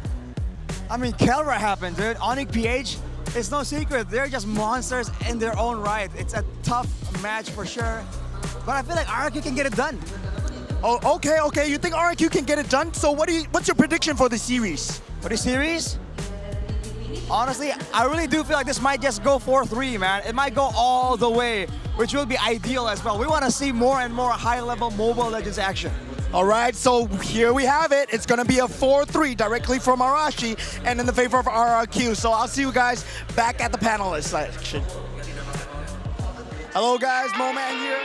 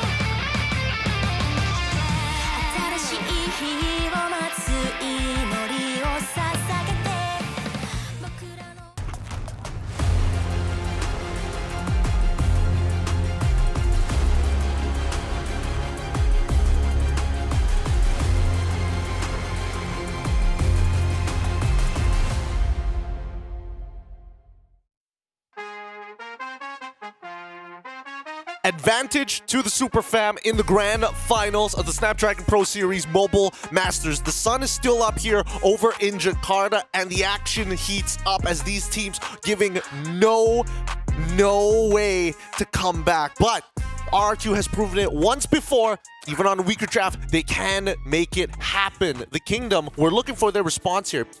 This is a debate in this best of 7 versus the 4. We've already seen the counter argument coming in from Onyx, but RRQ, we need them to equalize it here, 2-2. I feel like after watching three games here in this match, it's not about doing one thing.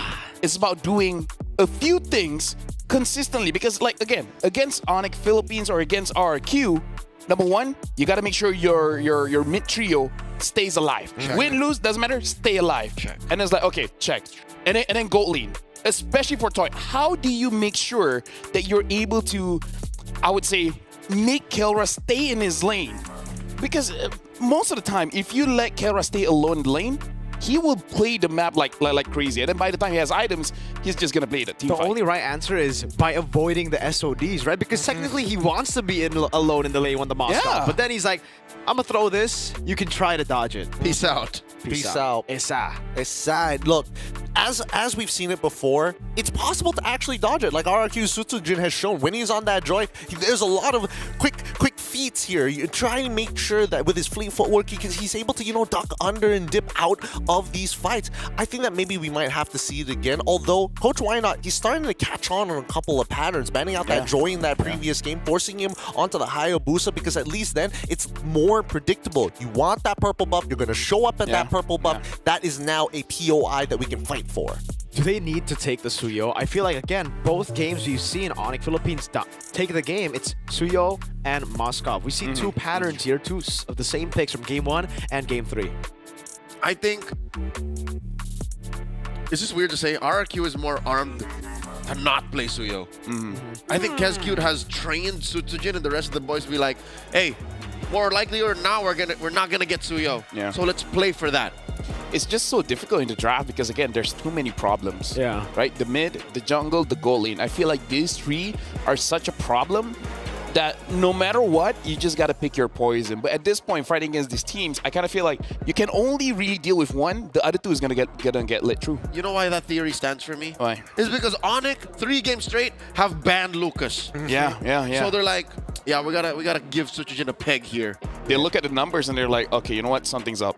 We can't let the grand finals lose just because we disrespect this Lucas, man. Yeah. I think that's a fair argument to make, and I think now as we are going to head on into the draft, the battle continues here in the grand finals. Let's see whether the switch of placements is going to be enough. Onyx PH now, first pick blue side up against RRQ Hoshi, red side, second pick, and the same exact draft pattern is coming out again. So wait, has it been 100% win rate on red? So far? Yes. Yeah. Oh. Pretty good. So let's see if it'll break here. Oh, look at this. Moskov now banned out.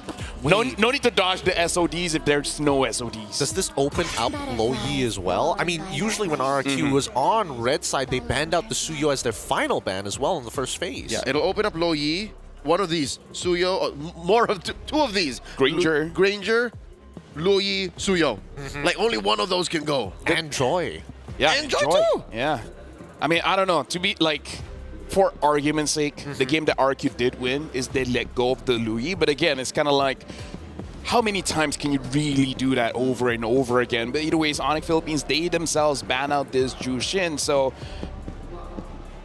it does show that they do respect. And first pick, this is going to be very strong. I feel like either Suyo or Granger, either way, it's going to be a good pick for Onyx. Here's the gamba that they are doing right now. Before this is like whether you want, the Granger and Lo Yi. This time, we ban out the Lo Yi. Do you want that Granger? Do you want the Kalia? Oh wait, Joy as well. The Joy even? I feel like, in terms of priority. Not saying they're going to pick up the Joy, but meaning they're going to give over RQ to Joy. Because more than likely, he's going to second pick that alongside with whatever. So, Kalia! We forgot about Kalia. Oh no! All right, so for the first time in the series, Kalia comes through. Does that mean RQ go Joy Granger? Joy Suyo? Oh no, Suyo Granger. Either or. Yeah. I feel like Granger plus one or the other. Or if you want to be even more local, don't pick up your jungler. Yes. Yeah. So give just him the choice. Yeah. So Granger, Phovius maybe. Wow, yeah, Granger or Phobius? I think they still As in, like, need to take pick- both, I feel like. Yeah, but I feel like, again, I agree with what Leo said. They're just not armed to go for Suyo. I think they're just gonna go for the Joy right here. Because They're I not think, too focused on Because Suyo. if you don't pick up the Suyo, all right, they end up going for the Joy. But if they, let's say they didn't go, oh yeah, you're right. So it's Phobius Joy. But if, let's say, they didn't go for the Suyo anyways, they didn't go for a jungle, Onyx Philippines would be the ones to take out the Joy because they're like, go on Suyo. We want to see how you are on Suyo. Yep. This will fall back to the traditional Suyo draft. Granger, right? Yeah, Has to Suyo be Granger. now. Even Coach Wynot is confused. Like, wait, why would they give this much? All right. Okay, but assuming Onyx goes Suyo Granger, RRQ they won with the Claude. So the question is here, will they gamble that they will be able to get a Claude or Irithel after this and not pick up a gold laner now and pick up something Prio in the mid? Because so far, even Onyx Philippines, they haven't picked up a mid laner just yet. What is Prio in the mid right now with the Loye and Juicen ban? I think you have to go Irithel. That's the thing. The Claude win earlier wasn't mainly because it was a Claude. It was because Edoc decided to become a god that game. So now you can solve that by, maybe limiting Edoc's choices and picking up Purify. I think no matter what, Purifies are going to be like top priority if you're in RRQ Hoshi's position. I mean, unfortunately for Sutsujin, no choice. You just got to deal with it. But at the same time, I am a little worried with some of the winning methods we've seen from other teams who have picked up the Kalia. And usually it's that double engage. When they have a Chill on top of the Kalia, then suddenly it becomes too much to handle. I feel like RRQ has to respect the Jawhead here because either way, whatever mid laner they're going to get, Jawhead Suyo is a little bit much. And honestly, like, as a Joy, you're always like paranoid whenever you see the Jawhead. Like, do I want to go in? Do I want to risk it? Has he used his ejector? I don't know. And it's going to be even more lethal here because the Kalea could be a flex to the XP, right? So, something that RRQ will definitely have to think about here. Because the Jawhead would do great against the Phobius too. That's another good pick against the Phobius. It's like they have the countermeasures in place. How many Cuban Missile Crisis can RRQ deal with already since the first game till now? And the second phase, they ban out that glue straight away. Still no thought in mind. Or maybe they just don't mind the Kalia going into EXP if necessary. There you go. Tigreal banned out. Yep, So. Onyx get rid of the nuke. That's it right there. Next is Irithel, I think. Or, honestly, like, ban another Edoc hero. Actually, now that I think about it, all the games, we haven't seen the Badam, by the way. We saw have. Badang Game one. Oh, yeah, game one. But yeah, after that, not much Badam. So this could be the Badang or the Franco ban if you're just looking at Edoc. I'm even considering, like, banning out the Cho. I don't think, I don't think that's too bad as well. As in, like, don't give RRQ the Cho. Yeah, I can agree with you on that one. I feel like regardless, Onyx PH is more comfortable in dealing with this because they already have great initiation on their side. Now it's just adding a little bit of extra as their 3 cores have been locked in. Hylos. Oh, Hylos. So they don't want a dead lane. Also, it's kind of like them saying, no way Kurt will be using Kalia in EXP, but, who knows. I mean, he could just pick up CC and just win the lane, right? Yeah, true. But you have to find a way to answer the Eve too. I think RRQ Hoshi's setting up, and they see it clear as day. Hey, Prince is going to play something like a Barca. Yeah. Valentina? Question mark? Yes, Selena one more time? Oh, the Selena will be pretty... Oh, they ban out the Franco. Double Edoc. They knew Double game Edoc. 2 was lost on Edoc. Yeah. All right. So what does this leave for Cho, Edoc? Gatot. I think the Gatot's got to be the safest choice right now, right? But then you wouldn't have anyone to really lock people down. You need an initiator still, because the Phobies can't be the one to initiate now. If you had Hylos, then sure. Yeah, probably gonna steal away the Jawhead. That's because they have to. But they have no peel. They're all in. Yep. Yeah. Hey, if you want to become a champion, man, sometimes got to go all in. And if they are going to, I'm thinking Irithel, Irithel, then this works, right? You technically don't need to kite back. You just go in together. Seems like we've got a good idea of what RRQ Hoshi is trying to do. Let's see if Onyx BH has a means to stop it. If not, it feels like they themselves could try and muscle up. He is so Selena or Farsa. Farsa is good with range. It's just that after what Susujin has shown with the Joy, it's something that you have to be careful of because plenty of times we've seen the Joy completely destroy the Farsa. 20 more seconds for Onyx to finish off their composition. They have to reveal everything over to RRQ before that last pick comes in place. And we're expecting it to be the Irithel. I don't think that's going to change too much here, though.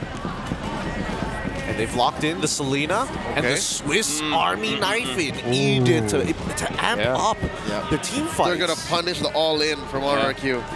Classic Kirk should be the Irithyll last pick for RRQ unless they want to go, what, Claude again? I'm thinking Irithyll Claude. Anything other than that, maybe a Bruno, but anything other than that is gonna be surprising. Like what? You're gonna see a 1-1 again? No way. Nah, I don't. There's no way this is a 1-1. I don't know how 1-1. Maybe against the Kalia, but I don't know about the 1-1. What? What? Oh, 100%. Only prior played by the Bulletproof, and that's why it's a win. But that's a little loco. It is a little loco. That's very loco, SA. Maybe it's loco enough. I can see it. Her Purify, her cleanse, it's gonna get overloaded. You know she's gonna inspire. There's gonna be so much to deal with here. I feel like Toy's looking at Kesku is like, give me the Kevlar. Give me the Kevlar right now. I can make this happen. LaFell, break down these compositions. What do you see?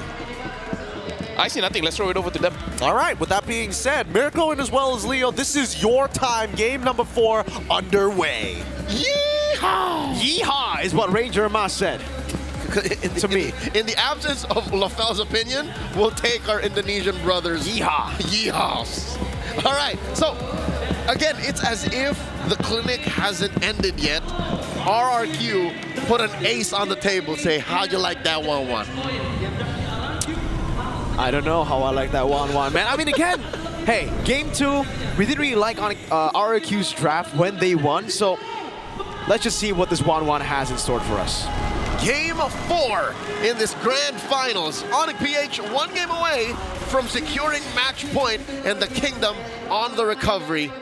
Let's see how this goes. Ladies and gentlemen, this is a battle for match point for Onyx Philippines. RRQ Hoshi, they got a long way to go here to get that match point, but it will be a step closer if they can equalize against Onyx Philippines. But it's King Kong on Suyo again, forcing out the Purify. Gonna be walking up against Rins. The Queller not used just yet. Good night, Rins. First blood to King Kong. Oh, and they're not done. Kirk here, looking for a kill, finds it. Served up. Oh, no, that's not Kirk, that's Brusco. I was so fixated on the possibility of a Kalia Kirk, but instead it's Brusco on his almost 100% Kalia. This is something that Coach Kez did not see coming. Look at the pathing, too, for King Kong. Instantly taking everything in the bottom side jungle. Pull yourself together. Brusco already CC Sutsujin, forcing him out, forcing him to use the electrifying beats. The arrow lands, but he won't be able to utilize it. Just a bit of poke.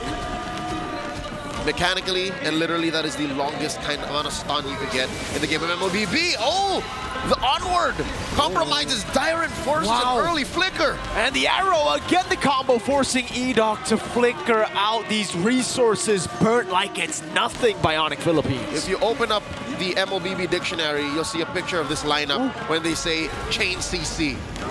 You see the basic attack from Kirk, the passive there, getting Edoc electrified quite a bit.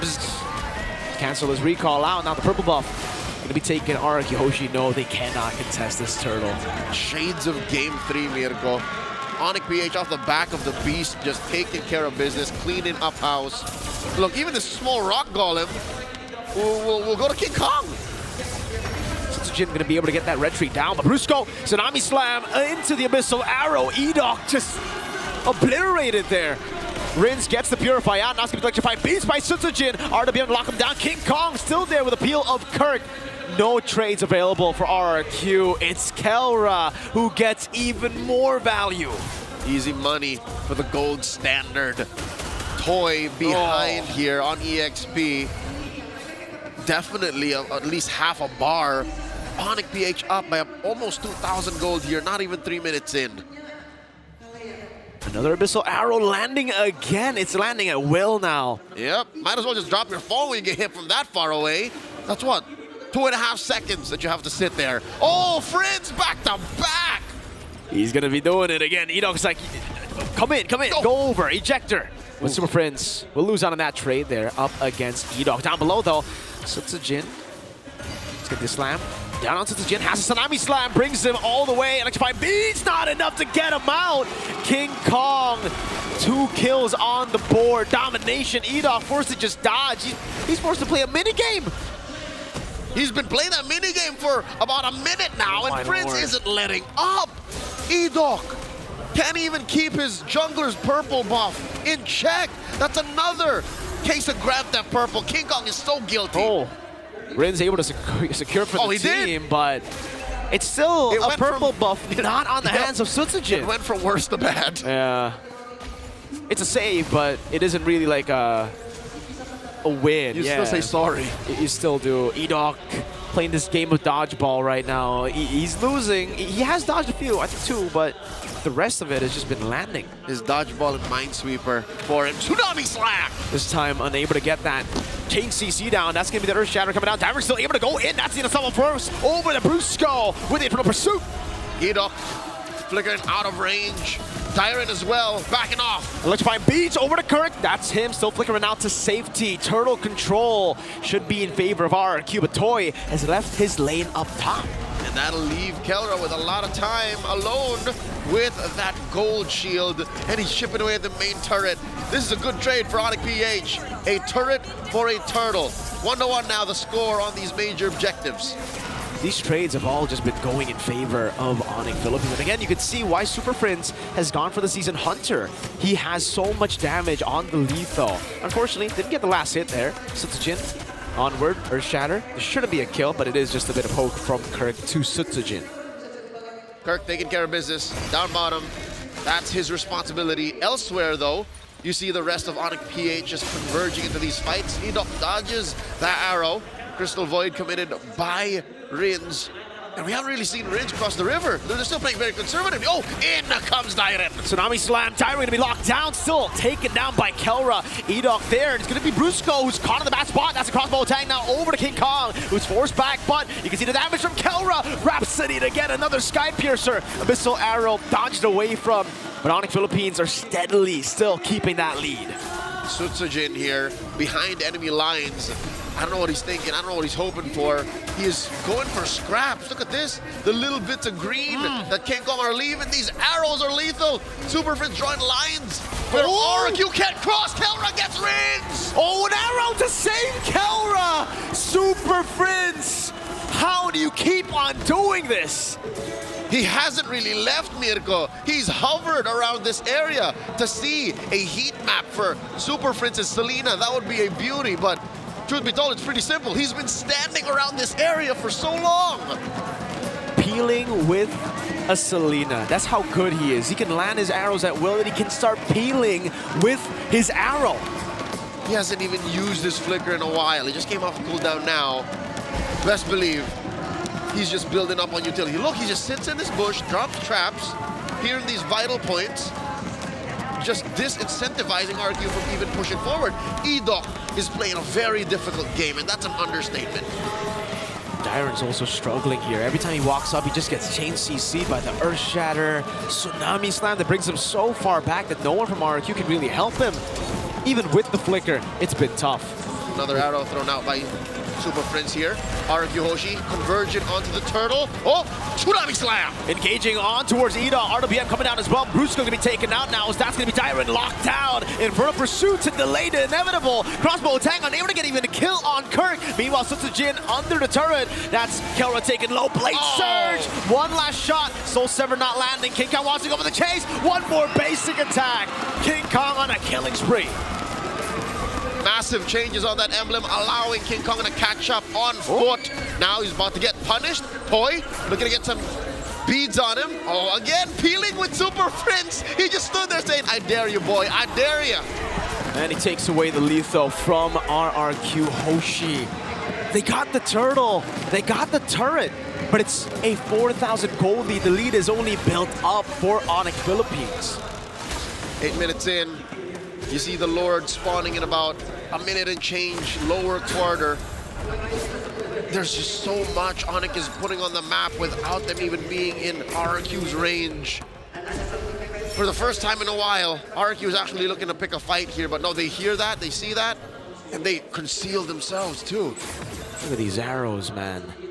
Now it's starting to really hurt. You can see the items, only the enchanted talisman, so he's just been spamming it out. Wait for him to get the glowing wand. What's he on to? Is that a trunch? He's about to build? sure myself. Udog gonna be stunned again by the Abyssal Arrow. Leo, they can't do anything. They're outranged, and the skill shots just keep landing. These aren't skill shots. These are target abilities for Fritz. Could have sworn there's a magnet on at least 3 members of RQ Hoshi and a heat-seeking missile that Fritz is throwing out. He hasn't left lane. No. He's been sitting here. And RQ Hoshi has nothing to do, nothing to show for it. Lord spawning in just 10 more seconds, and the map has turned blue with very little effort from Onyx. The battle of shoves earlier, it was really just about shoving. And for Onyx Philippines, remember, the more they shove in like that, especially giving all the gold, all the last hits to Kelra, the more bullets he'll have in the next skirmish. Kelra sitting at 501, already has his Sky Piercer. Best believe he sees anyone soft as Sutsujin, Rins, or Toy. They're popping. Divine Glaive on the Rins now, so he should be dealing a little extra damage. The stun on the Edok. It's already difficult playing a Jawhead defensively, but the way Fritz is keeping tabs on all the members of RQ, amazing. The dance has begun. That Letho might have just saved Toy from using the Purify Tyrant with the flicker forward, unable to find anyone. RWM used up already. That's an ejector over towards Kirk. Change CC. Oh my lord, Kirk stays alive. Toy gonna be caught. Tsunami Slam. Kelra gets the shot. Tyrant deep in, serves Kelra up the double, and Superfist looking for targets in the back as King Kong secures the Lord. Domination from Onyx Philippines. Kelra again gets a triple as he dives in between the turrets. I could swear to God, Kelra was born to play MLBB, and he's blessing all of us in Tennis Indoor Senayan with a performance of a lifetime. Onyx PH are up now by about 7,000 gold and are marching through mid. Lord down bottom, Sutsujin making the most of the absence up top. What do you do if you're RRQ now? It's not the standard composition that we would expect for RRQ. With a 1-1 here, clearing gets tough. Pre-game, we talked about how, hey, if they were ahead and they were pushing forward, this would be good. If they were winning, if they were actually putting out firepower, it would be workable. They can win, but not like this. Kirk. Primal Wrath used out. They're going to be looking for the siege there. Abyssal Arrow lands on the man who can initiate. And just like that, they've neutralized another arrow. Super Prince is doing everything for the team. Another arrow goes in, lands on Sutsujin. Mirko, it looks like Super Prince is in that movie you wanted. He's curving these arrows. How is he hitting them from that far? Onyx Philippines will continue the siege. No lord, no problem. Edok looking for the conceal. Another arrow lands, and it stops them in his tracks. Super Prince, the only way to stop him is to kill him. Not even a shutdown, but Sutsujin happy with what we walked away with. Kirk gets Toy onto him. Uh-oh, Brusco walked in. Will be caught in the bad spot now. Crossbow tank ready, will be used. Brusco taken down. 2 kills back to RRQ after the crazy oppression that we saw inside of their base. Finally, the kingdom can cross the river. Finally, the kingdom can breathe fresh air and get resources that they've oh so longed for. They're closing the gap, yes, but it's but a speck in the interstellar gap between them and Onyx PH right now. You're looking at a 5,000, 6,000 gold lead still Onyx has. And look, when the fight actually starts, when Onyx says it's go time, RRQ better be ready. Kirk looking for a target. Kelra pushing up forward. This could start with Prince, they could start with Brusco. There's an arrow! Oh, they're going to try to go for the initiation into the back. Brusco. Earthshatter flicker from Kirk. That's an RWM coming down as well. Time going to be taken down by the Sky Piercer. Kirk taken out. That's a crossbow tank over to Brusco now. But look at him, he's too tanky. That's going to be the win of nature. Toy still able to cut away now up against King Kong. So Sever! And back line still standing. Sutsujin looking to shred through King Kong and Kelra. Not going to happen. Kelra blasts Rins. 4-4-2. In game 4, ladies and gentlemen, Onyx Philippines are looking for the base turret. Sutsujin still alive, the mercenary, keeping the base turret from being taken. But the gold lead and the Lord will be all Onyx Philippines. Unless Sutsujin has something to say about it. Looking to burst down Kelra. Not gonna happen. Kelra looking to punish. Gets the mercenary. Too accurate. Another shot to reveal Tyron and Edok schemes to steal the Lord, but it will not happen. Onyx Philippines. 18-7, 13 minutes in. 7,000 to 8,000 gold lead now building up for them. Looking at where a majority of the gold is, you can see it's all on Kelra. 4,000 between him and Toy. And here's what's sad, here's what's scary. It's not like Toy's having a bad game. Toy's actually taken to the skies more than I thought he would. He's been proccing Crossbow of Tang more often and popping your Inspire more than he should, but not against Onyx like this. Tsunami Slam! RWM, but it is not enough to throw them back. Edok is down. Another Abyssal Arrow zones him in the back as King Kong goes for the Soul Sever to clear. Kirk with the Earth Shatter. No flicker just yet. RQ Hoshi looking to defend. They will be able to, but at what cost? 2 base turrets.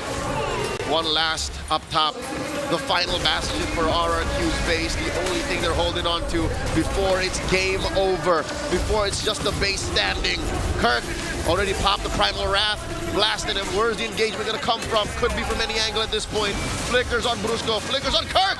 Sutsujin taken out by the Soul Sever. King Kong goes for the Queller now as Darren walks up, goes for the infinite pursuit, but will be disintegrated before he can do anything! King Kong gets the assassination! A triple for King Kong! The Super Fam are at match point! Onyx PH goes to 3 against Kingdoms 1. What a game this is. 3-1, the momentum is built for the Super Family, and the Sonics in the arena can feel the energy. You can see no smiles on their faces, but those daps are full of weight. You can tell that they are so close to the kill shot. Looking at the faces of all 10 players, hyper focus. Winning or losing, the facial expression is the same, but I gotta say, man, in that kind of game, Super Friends on that Selena, it messes you up, man. When even the Kingdom is smiling after a loss, you know that was a performance of a lifetime. Yeah, it's real. I mean, this is one of those games that even though you lose, you would gain more fans, which is weird to say considering how much fans RQ already has. I mean, I have to admit, considering that Super Friends literally harassed Rins, did him so dirty, even though it looked like a good engage. You know what's worse? It's not just Rins. Rins and Edo at the same time. One after the other. I mean, OP has crafted an incredibly good poke composition with ways to even pick the fights off to turn into a 4v5 very fast, whether it's putting your HP low or Tsunami Slam combo.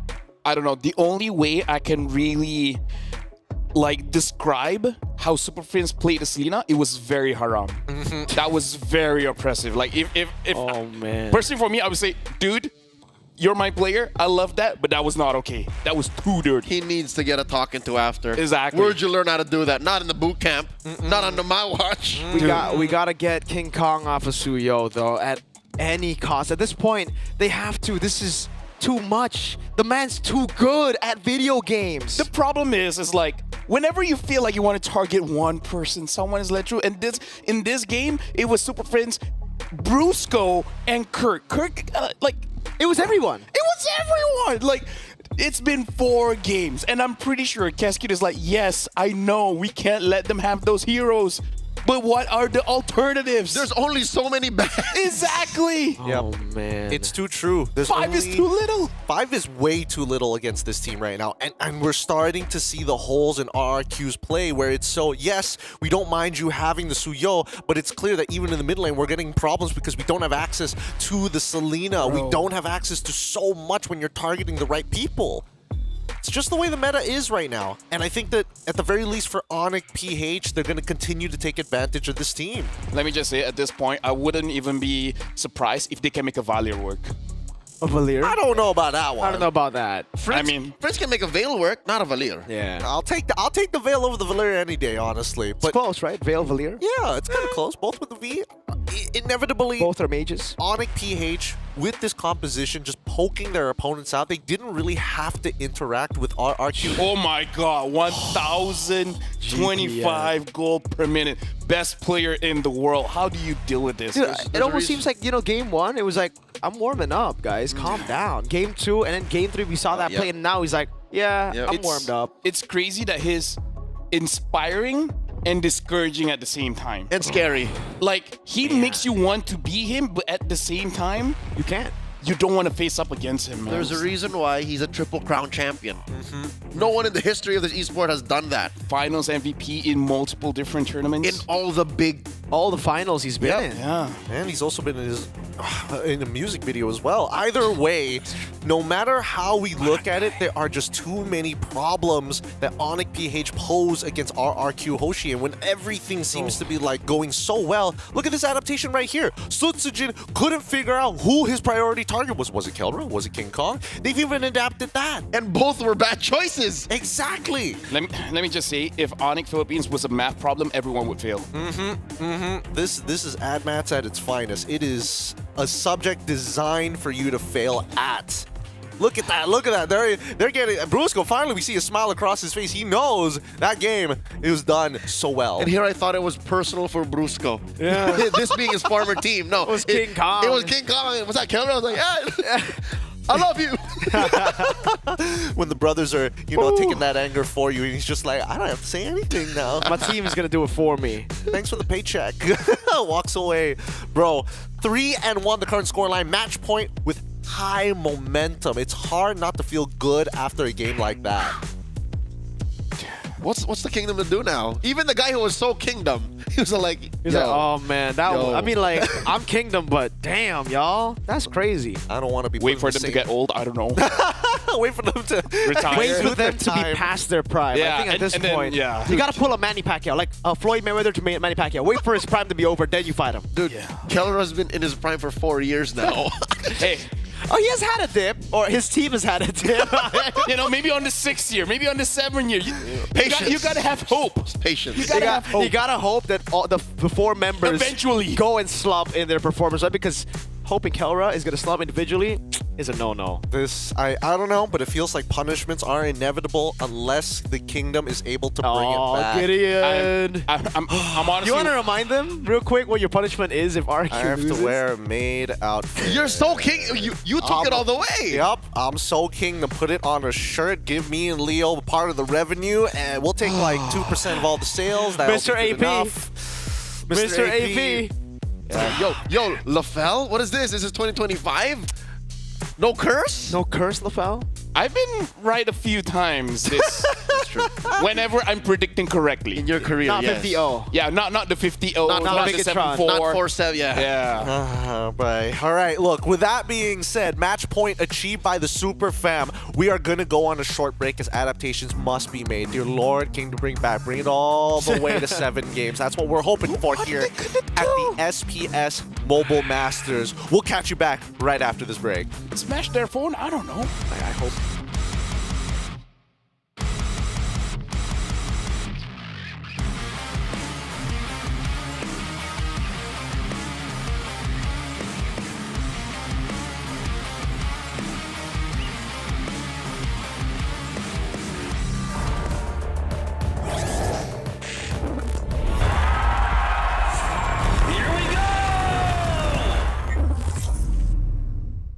The Snapdragon Pro Series is brought to you by Snapdragon Elite Gaming and DHL. Waktu yang bergulir takkan kembali tertawa menangis. Jangan lupakan hari ini.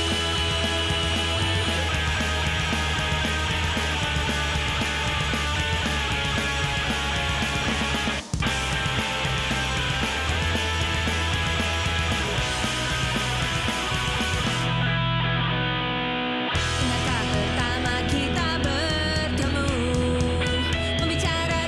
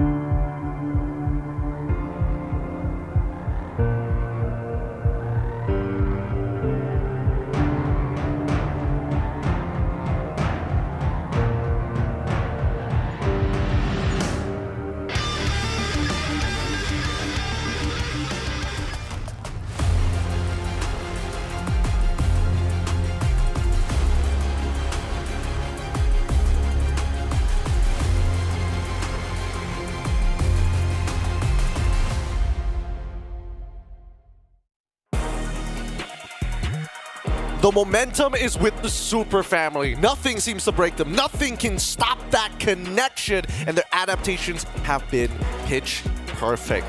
RRQ, the Kingdom, they tried to expand the borders, but it seems like they have bitten more than they could chew right now with a 3-1 scoreline. Onyx PH at match point. 40,000 is not that bad. 40,000 is not bad. What would you do with 40,000 US dollars? Oh, man. Second wife. Whoa. Pray that I had 80,000.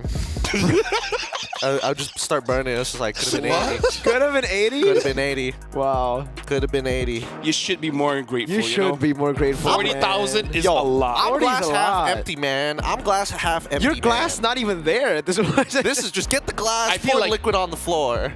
Get a bottle. Get a bottle. It will not spill. It will not spill. It will not spill. 40,000 US dollars is $1 million in some of our currencies. Anything is $1 million in my currency, man. It's $1 billion in your currency. Is it actually? No, He'll do the not math. yet, not yet, not yet. What? Getting No, close? It's not $1 billion. Darn it. 80,000 is $1 billion. 80,000 would have been $1 billion. But dear Lord, you can see it. Everybody in the arena is expecting something to happen here. We don't know what. We're hoping that we see the next elevation of the Kingdom to really challenge this tight grasp on the championship globally in MLBB esports. Is it just me, or is the mercenary looking pretty deflated? Maybe he's like, I hope they forget to ban Lucas. I hope. Just one game. No. Even if we lose, just give me one game. They gotta hope on the Suyo ban, right? They gotta ban it themselves. They're on blue this time. Maybe they want to pick it up though. Lucas gets banned out. Already got broken, by the way. The whole Right. red side wins. Like it's Yep. over. Like it doesn't matter anymore. I was colorblind, so I didn't know anyways. The only way that they do When I say I was, I still am, but you know. At the moment, at the time. Yeah. Gideon, you were saying. I'm saying that RQ, if they're able to break Blue's side themselves, we might have a series on our hands. But right now, the momentum is just too high. You can see that even the audience, all the energy deflated after that composition. Except for why this kid. not? Well, except for this kid. Yeah, this kid's still having fun. This kid's a Sonic. That's true. Harith, follow-up ban from Onyx PH, That's right. and we do see finally the Kalia as well as Loyi from RRQ Hoshi. The Kalia was pretty nasty. They even, it's like, how could we have let that through? Shouldn't have happened. Maybe they're like, would we rather go up against a Kalia or a Jahe? And they're like, maybe Kalia's not that bad. Proceeds to be like, okay, you know what? Nah. Let's never listen to that. Oh boy. The first phase of the bans are coming to an end. And I don't know. It's tough to say whether it's going one way or another. And it's not even giving too much information of what they actually want to play in the first place. But it really just boils down, does Onyx PH even care about Blue Yo at this point? Because the trade-off is making sure that their top player right now, Kelra, is going to get his favorite pick. Oh. Joybat, it has to be a Suyo. They have to go Suyo. It has to go Open. Suyo. Or they're forced to another Hayabusa, Oh, wait, right? Jushin, okay, never mind. Suyo, but it has to be Jushin, Granger, and then Arakihoshi is going to pick up. Suffering. Seriously, Rins cannot use the Selena. Lantern's light. We haven't seen it. I mean, maybe he'll play it, but we've never seen it. It's a gimmick pick for them. Like Onyx Philippines, they've been experimenting on the Selena for so much that now it's no longer a gimmick. Yeah. But for RRQ, it will literally be gimmick if they use it. You know what? Came time they just relied on old reliable. Just go back to their comfort. Just pick Sicilian. Dude, just go Iritha on the first phase. Like, we've been calling it so long. We've been calling it all series. Thank you. Finally, we do Thank see you. the Irithel come through, as well as the Sicilian. It looks like they're going pound for pound in this draft. So, Onyx is Hayabusa or Hanzo here? It's got to be, right? It's got to be the double pick. Ooh, we haven't seen Hanzo in a hot minute. Yeah, the last time he used it was against Falcons, and it did look pretty good shutting down that mid. But if you just want, something simple, then I guess a Hayabusa. I don't know, it might just be that POI that they don't want to give RQ Hoshi. They don't want to say, hey, you get to predetermine where we're going to fight. Yeah, so again, I feel like the options is here. So far, we have seen good success where you just pick up King Kong's here early. Don't risk it getting banned. Yep. Again, Hanzo, Hayabusa, either or is going to work very well against RQ Hoshi. So now I feel like we got to think about what RQ Hoshi needs to get here. Yeah, stand in my way. Yeah, Hanzo. All right. All right, so they don't want to give the identity of we're going to be around our purple buff at some time in the game. We don't want you to be able to force fights on us. Worst comes to worst. And now since we've gone pound for pound, the same roles can be pinched in this second phase. Literally, Rome and XP and Onyx PH take out Edoc's game changer. Like, this is the reason why there's one on the board for RRQ. Gato Kacha is good against the Hanzo, so I want to see if Araki Hoshi wants to go for that route. And again, Gato is a pretty good hero. We just haven't seen him a lot. Badang's amazing here. We haven't seen him a lot, but it is mostly because Edoc just been circling these two heroes. So I think both of which are fine. Personally, Yeah, for me, yeah. I think the Badang might do a little bit more in all scenarios compared. Unfortunately, compared to the Gato Kacha, especially when Jushin is on the other side. And it's a great combo with Sicilian. Like, there's so much easy to access CC. it's just that any kind of frontliner kind of bows down to Jushin. Though to be fair, even I would bow down to Jushin. You and me both. But it's just a matter of, again, what you're willing to work with. It's the lesser evil. Yeah. Yeah. Gotta kiss her feet every once in a while, right? Gotta pay your dues, pay your debts. In-game. In-game. Majority of the time, because I'm a roamer, I kind of don't have a choice. I get you. I feel you, brother, man. Yeah, I'm a EXP, right? EXP. Yeah. I'm basically a second roamer anyways. Exactly. There we go. The Jawhead does come through for Onyx PH as that ban. They don't want the Suyo to accelerate in that farm to look for those big punishes. What do you ban right now for RQ, right? I mean, you've already banned the Glue? Hilda. Glue has been the ban that they went, right? They've been going Although for. it has been the worst It hero literally so far. has been the worst hero in Mobile Masters. I would say that the Glue, I still don't mind it here. Both sides have shown off mid laners as well. It's more favorite for Onyx PH because they do have access to Jushin, but other than that, you have no farmers to counteract. I will say though, for RQ, they need a Badang, I feel. You know, like if Edoc can't be the playmaker, it's fine. Put Dyron on the playmaker. But we've just been seeing Edoc place on uncomfortable picks, and then Dyron playing on the Phobius. Usually the Phobius works out because Edoc is able to initiate alone. Cho will be final ban, again respecting Brusco. Instant Gato. When I say Gato, it was better for RQ, but now Onyx just takes it away. Yeah, they know. That's exactly why they stole it. Yeah. Now, we were hoping for Badang for the side of RRQ Hoshi. They must finish off their composition. I'm thinking that arguably even a Franco isn't too bad. Not so much against the Hanzo, but just to kind of threaten the positions of everybody else, if not get some kind of information here. Let's see how RRQ is going to go as they've locked in the Badang and Hylos this time. So far, a lot that we asked for, they're giving us, and this does feel like the aura. It's go big or go home. Yep. Yeah. No more experimentation at this point. And the CC gets locked. You kind of have to put the Hylos in Rome, now, but then it's just gonna be Jushin just making this horse feel like a worm. All right.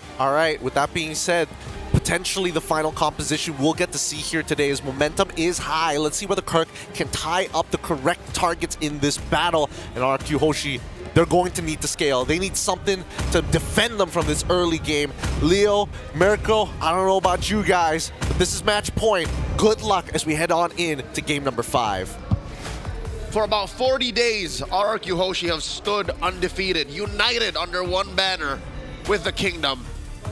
But here at this very moment, this precipice of history, Onyx PH might serve them up their first loss in quite a long time. Game number 5, this could be it in the grand finals of Mobile Masters. Onyx PH versus RRQ. Mirko, how do you feel about that XP lane matchup? Because that might have been the clincher.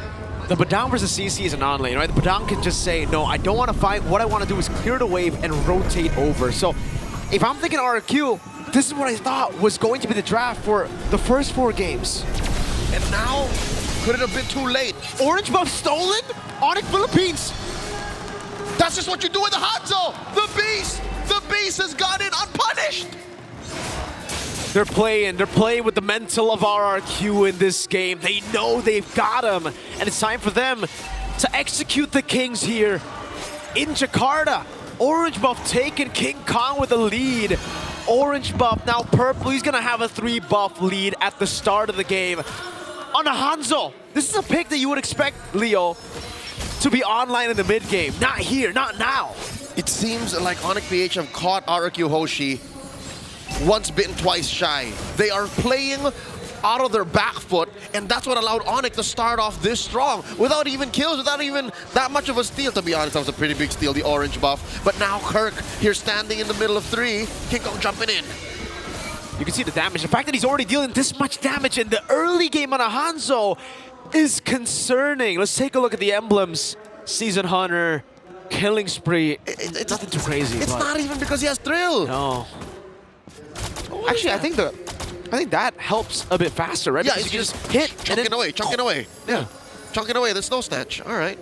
So Onyx PH, just because of the sheer bravado they started the game off with, have a small lead. About 200, 300 gold here and there. RQ Hoshi, how do they respond?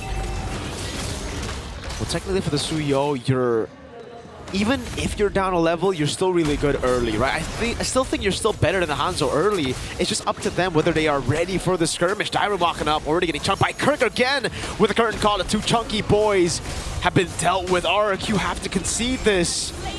Hanzo gets the first turtle, Leo. This is respect that RQ is showing to Onyx PH, but it might be respect that actually hurts them more than helps. But to be fair, they are working up towards a late game spike. You want Toy to get items, you want Riz to get items, and so far, Onyx PH haven't done anything to threaten that exactly. I don't even know if they can kill Kirk up top with Vengeance here. They'll be able to CC him a bit, but the Vengeance gets used up. Kirk in a 2v1 situation up top.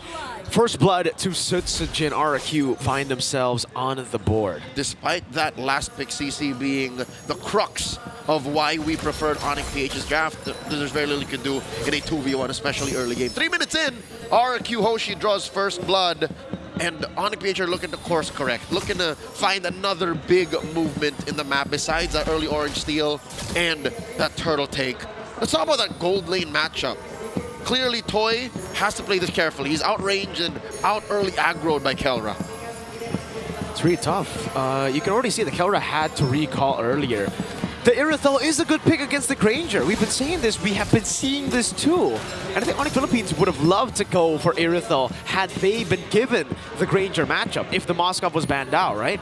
It's just they would like to have more side control a lot of times. That's why they go for the Moskov. But Super Prince is going to go for the Crimson Beacon, giving King Kong space to invade the jungle again. Look at Prince, so aggressive, and there's no one to punish him. He's gonna get out, no punishment. He literally went the scenic route through RRQ's jungle with no one to give him and tell him otherwise. And just like that, Onyx PH are just playing the map. They're just taking, resources away from RRQ, slowing it down. But here's my fear. They're not taking it away from the key players. Sure, they're slowing down Sutsujin, but Toy and Rins. My eyes are on Toy and Rins. It has to be on Toy and Rins. They've shifted their focus. Early on in the series, we saw a huge emphasis on the mid trio. Now, it has to be the mid lane and the gold lane to carry the game. They're all going to go on to Brusco. All right, Sanguine Claws relocating, repositioning these three. King Kong securing a small small camp rather. RQ Hoshi working on this turtle, pushing half health. Brusco again walking up. You can see Kirk with a curtain call. Edok going for the stun, but will be shredded. Forcing Revitalize coming down as well. Now it's going to be Sanguine Claws locking him down with a pin on the fist crack. That's King Kong on Edok. Soul Snatch taking Edok down. Kirk falls as well. A trade 1-for-1. AOG into the back line. Defensively used. Brusco backing out. Retreat battle. They won't go for it just yet. King Kong 2 levels ahead. Sanguine Claw. Brusco taking out Retreat though. Sutsujin wins it with a Soul Sever despite being 2 levels down on King Kong. Say what you will about the level and the potency of the Retribution, but outraged King Kong was. He had a ghost, yes, but all of RQ Hoshi were using their bodies to block the beast from scoring that major objective early on, so that puts RQ Hoshi up about 300 gold. What is Sutsujin doing this deep? What? Uh-oh. On the bad spot, Soul Sever away! He actually does get away.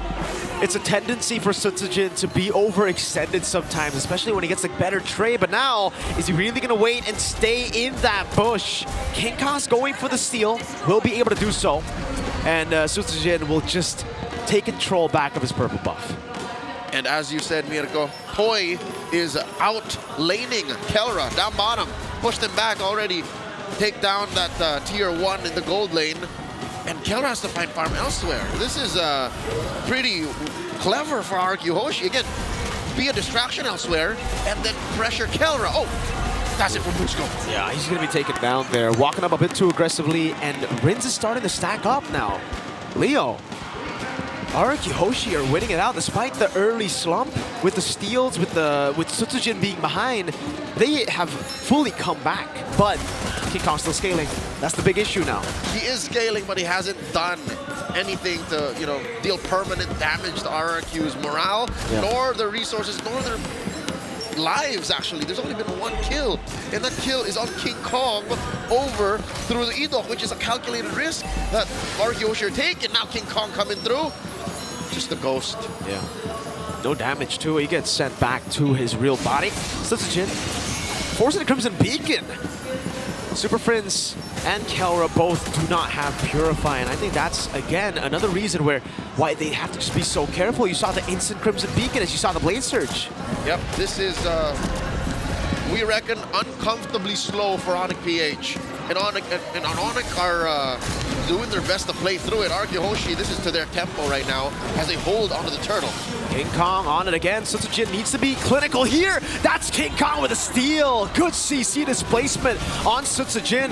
Brusco with the AOG. Caught in the bad spot. Super Prince with the flicker out. Clean take and steal from Onyx Philippines as the minions deal with the turret down below. Well synchronized actions across the map for the Super Fam, while the Kingdom struggle to find that next move. Another step forward, Dyra with a flicker. Fist Crack Blade Surge. Now the Fist Crack comes in. Kirk soul severed. Assassinated with a gank by Tyrant. Replay of a kill from about 3 minutes ago. The first blood drawn by the Mercenary. Elsewhere, though, in mid, look at this. Fight waiting to happen. Taunt, locking them down. Rin's caught in the bad spot, forced to flicker out. Kelra, looking for the kill, gets the Sky Piercer. Toy with a heavy crossbow, looking to go in one more time. Gets caught in the Rhapsody. Super Prince low, still wanting to go in. King Kong, caught in the Sanguine Claws, no, able to go over to Tyrant now, who will be locked down. Soul Snatch, that's Tyrant surviving. Now with the Fist Crack too. That's Sutsujin on Brusco, dealing the damage with the Soul Sever, but no CC to cancel the AOG. Defensively used to allow Brusco to disengage. Onyx PH catching their breath. That fight, though, did last a little longer than they were expecting. Onyx PH down again, about 500 gold. Again, marginal losses. These two teams are losing for possible strides forward. Looking at the gold here, a good chunk of it is on Rins and on Sutsujin. Sutsujin's been taking names, dropping bodies left and right, and by bodies I mean a lot of camps. He has been farming a little better than King Kong. Is this King Kong looking for fights too soon? He's not farming up as much as we're used to. He's trying to, really, but unfortunately, they also have to give resources over to the Granger. So it's like it's a battle within themselves right now where Kelra wants farm, King Kong wants farm. So it's Kelra with the waves, King Kong forced to just stay in his own jungle for the most part. Yep, and that's the problem with this kind of lineup. Usually when King Kong is on his Suyo, he's able to cross over, steal greens away from his opponents. Here, again, they're not as ahead as they would like. No. So he's forced to take his own greens, leave the lanes to, again, Kelra, and then try to get kills. He's yet to find that perfect mix. Oh no, Brusco's out of breath here. Oh, they're gonna cancel it. Fist Crack too. Brusco taken out before the fight.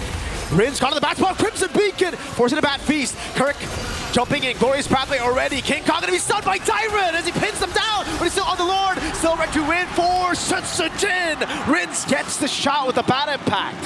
Free kills for RRQ. Free Lord as well. The Kingdom are back in action. This is their game to lose. As we speak, 10 minutes in, up by about 2,000 gold. Onyx PH just can't catch a break. They cannot. RRQ Hoshi, that early slump, I thought would hurt them bad, but again, the composure of Sutsujin in the jungle, the composure of the rest of the team to just make it back up, knowing they still have Rins, they have Toy, they have these beacons who can carry them in the mid game, late game as well, to be fair. And Edok is costing Onyx too much time. Sure, they'll kill him, but it takes too much out of the Super Fam. Oh, down he goes.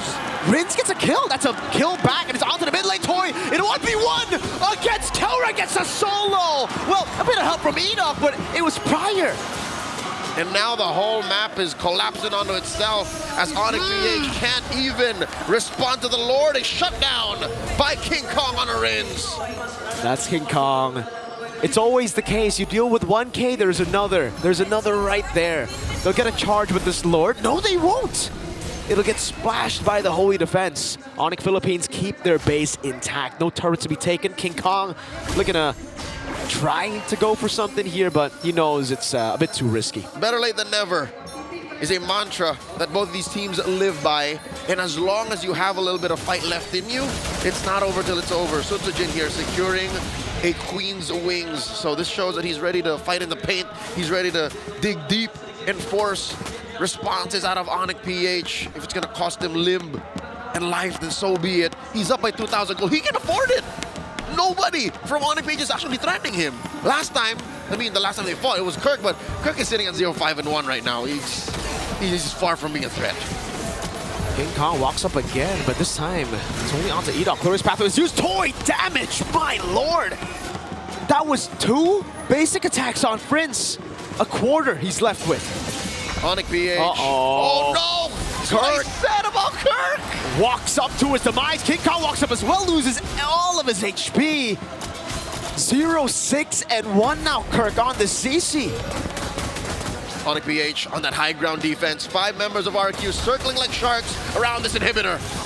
Toy with a heavy crossbow already in there. That's going to be the siege coming down as the base turret will fall. Take it slowly but surely. Tyrant going to be falling as well. Edok on the back spot. Another Sky Piercer to Kelra.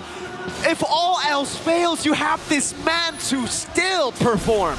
The gold standard holding strong for Onyx Philippines, pushing back, stopping the almost imminent push on that base. Taking out Dyer and taking out Edok. Lord spawning lower quarter. Onyx PH, they're not out of the woods just yet. RQ Hoshi still a 3,000 gold strong lead. Oh. Toy in a 1v1. Kelra did buy the win of nature earlier. Now with the heavy crossbow and the sprint. Toy looking for the kill, and it ends up being both of them having to back away. Brusco, though, cutting the corners over to look for the kill. Meanwhile, Kirk and Super Friends dealing with Sutsujin as he's forced to use the Blade Surge to blink away. That's the Lord in control of Onyx Philippines. That's a pin down. Sutsujin with the red tree. It's King Kong. Takes it, and that's it. Onyx PH are happy with this, but no. Toy. Edok wants to keep him hostage. Gets the flank down, gets the kill. Brusco gonna be taken out as well by Rins. Lord for 3 members. But Kelra is still alive. The raid boss of Onyx Philippines. Mind you, it was a shutdown trade though, Mirko. It was Sutsujin they took out. And Kelra's building up stacks on his Sky Piercer. So this should be quite the coin flip defense that RQ Hoshi have to deal with. Look at that graph. The gold graph. The gold has been dipping quite a bit. Again, there's been 1v1s attempted, but you can see the read from Kelra too. Just prior to that 1v1 forced by Toy, it was a wind of nature that he had just built up. Got the position to land these shots to force Toy back. And then he was zoned completely away from the Lord. Gave Onyx Philippines a chance again to just walk up, but now Toy has that wind of nature that he needs up against Kelra and King Kong. Technically, Kirk too. Yep, talking about King Kong, he knows that securing his own purple would be too risky, too much of a liability if ever we got caught. And the rest of Onyx PH are going to try to help him secure that, but nope. Decide to just say, we'll catch the next one. Lord spawning, upper quarter, 1.5 minutes away from now. And RQ Hoshi can just take this slow. Like, they have no incentive to rush anything. Definitely. Oh, so stun, King Kong. Losing a lot of HP, and you can see RRQ instantly moving forward into his jungle to deplete his resources even more. So he's down by 2,000 gold. They're starving an already famished King Kong. I mean, he's not in fighting shape, but he's working to be a threat. Dyren picks up the conceal. So if you see the conceal next, it's going to be from Dyren, folks. All right. It looks like RQ Hoshi are setting up for more ways to initiate. It's as if they didn't have enough priority just yet. This is what that Lord got on it. Again, just another lease on life. Just holding on for longer, hoping that they can take out Rins, hoping they can take out Toy, who, by the way, hasn't died just yet, the ladder. Toy is playing out of his mind. This might be Toy's best performance yet, better than that Claude even. I agree. That's why I was super weirded out by no Irithels throughout the series. Even in MPL Indonesia up against Onyx ID, his standout performance was the Irithel. Super Prince stepping up a bit too aggressively, gets poked out by the Bat Impact. Does have the Crimson Beacon and the Flicker. Still saves it there, but the purple buff will surely go to the hands of RRQ. Yep, saves both. Interesting read on the situation, how Prince did not use either. King Kong looking to take his own purple, but nope, no dice. Yeah, it's Kirk who gets it in the end. It's from worse to bad again. From worse to bad, not the best of scenarios. You would like that to be on King Kong, maybe even preferably Super Prince at this point of the game, but it's on Kirk. And now the Lord has spawned up a quarter. Onyx first to the scene. What's RQ thinking? Oh! That's what they're thinking. They were kept busy by Fritz. Fritz has to recall now. And Onyx PH are just managing the waves. This short wave and that long wave in mid. Still going to be a slow push for RRQ. I think the mini wave earlier did quite a bit towards that wave. So RRQ playing with control. Those punches have been a good answer to King Kong. Whenever he looks for a dive, it's always the punch to pull him back. Dyren here, keep in range on Brusco. In comes Kirk. Lord, quickly secured by RRQ. Free with a revitalized suit. Dyren still able to escape. Brusco gets the AOG down, but look at the heavy crossbow. Toy over in the back. Kirk falling for the 8th time this game. Edok looking for an angle of attack. They're going to have to manage the waves perfectly. No Kirk, 4v5. A miserable situation for the Super Fam as the CC pick isn't paying off the way they expected to.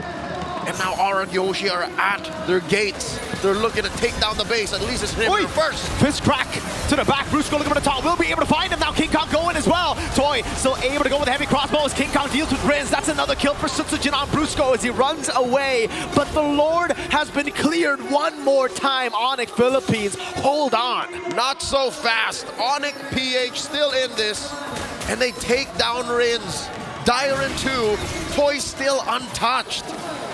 Could have sworn the game was going to end there, but it looks like Onyx PH are just waiting for RQ to spend their battle spells. That's about a minute and change until Dyren and Rins, despite respawning, won't have those utilities. I gotta say, Leo, this is a bit of a nitpick, but right as they got the Lord, it spawned instantly. It was unfortunate timing. They got the Lord in the mid lane.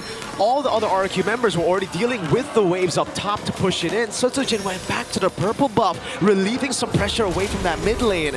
And I think that was the angle that Onyx Philippines used to just clear it out. But Super Prince is now caught in the bad spot, has the Crimson Beacon, will be able to use it.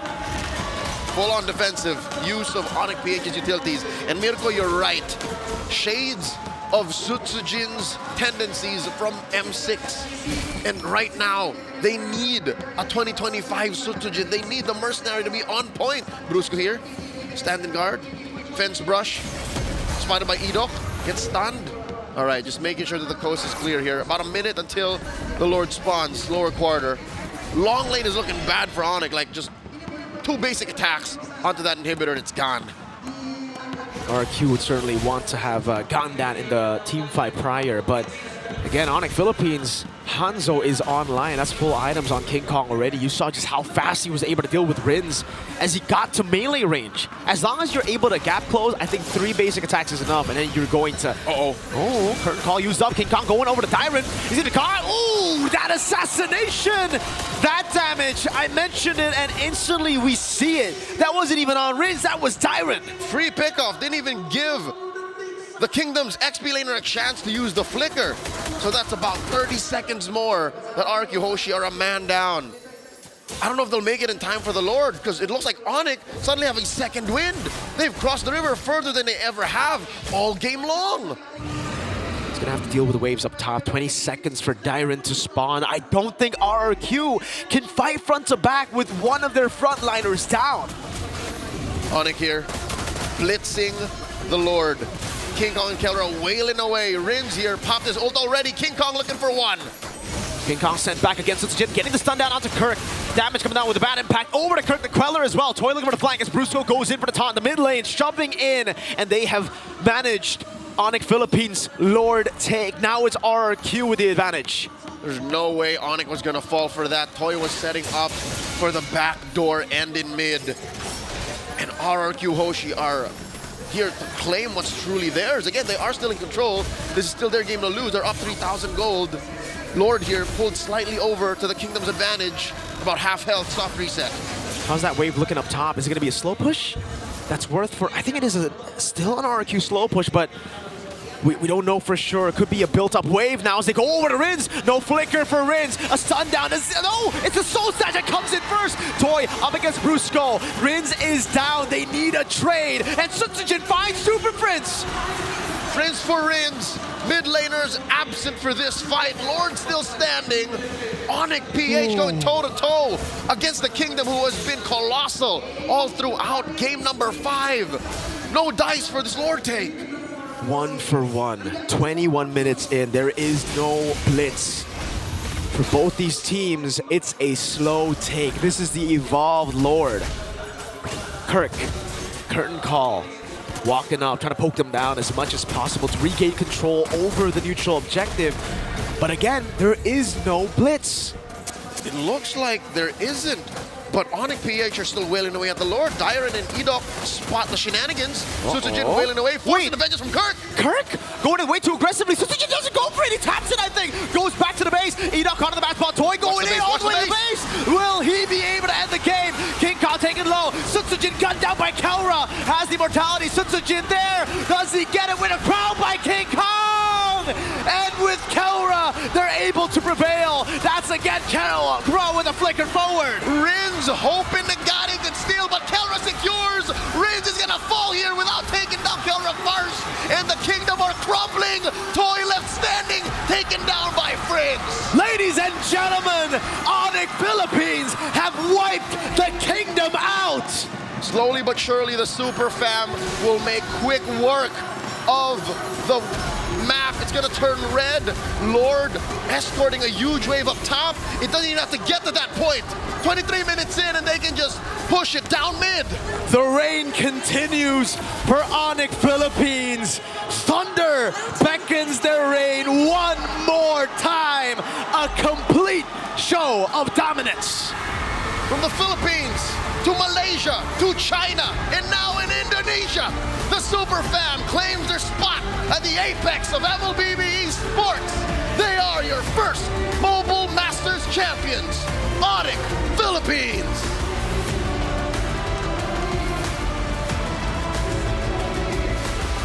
Four to 1. That's all it took. 4-1 in this last game went the distance. What a performance by Onyx Philippines. I gotta say, man, like watching this game, like even though you kind of know it's bound to happen, but the way they make it happen at this point, I gotta tell you guys, they defy all logic. If they come up to me and they tell me 2 + 2 is 7, I will doubt myself. What a clutch. What an absolute clutch for this team. A turnaround of the century, but more importantly, just showing why they are the best in the world. The Super Family rejoice. Wow. Could have sworn we're going to go another. I thought so too. I thought it was going to be a 3-2. How did Toy was not able to end it? I would love like, to see what I wish we there. could go to the base to see how they defended that. Based on the minimap, Friends and Brusco came to respond.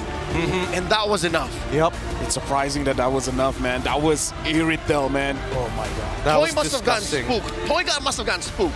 He had to be.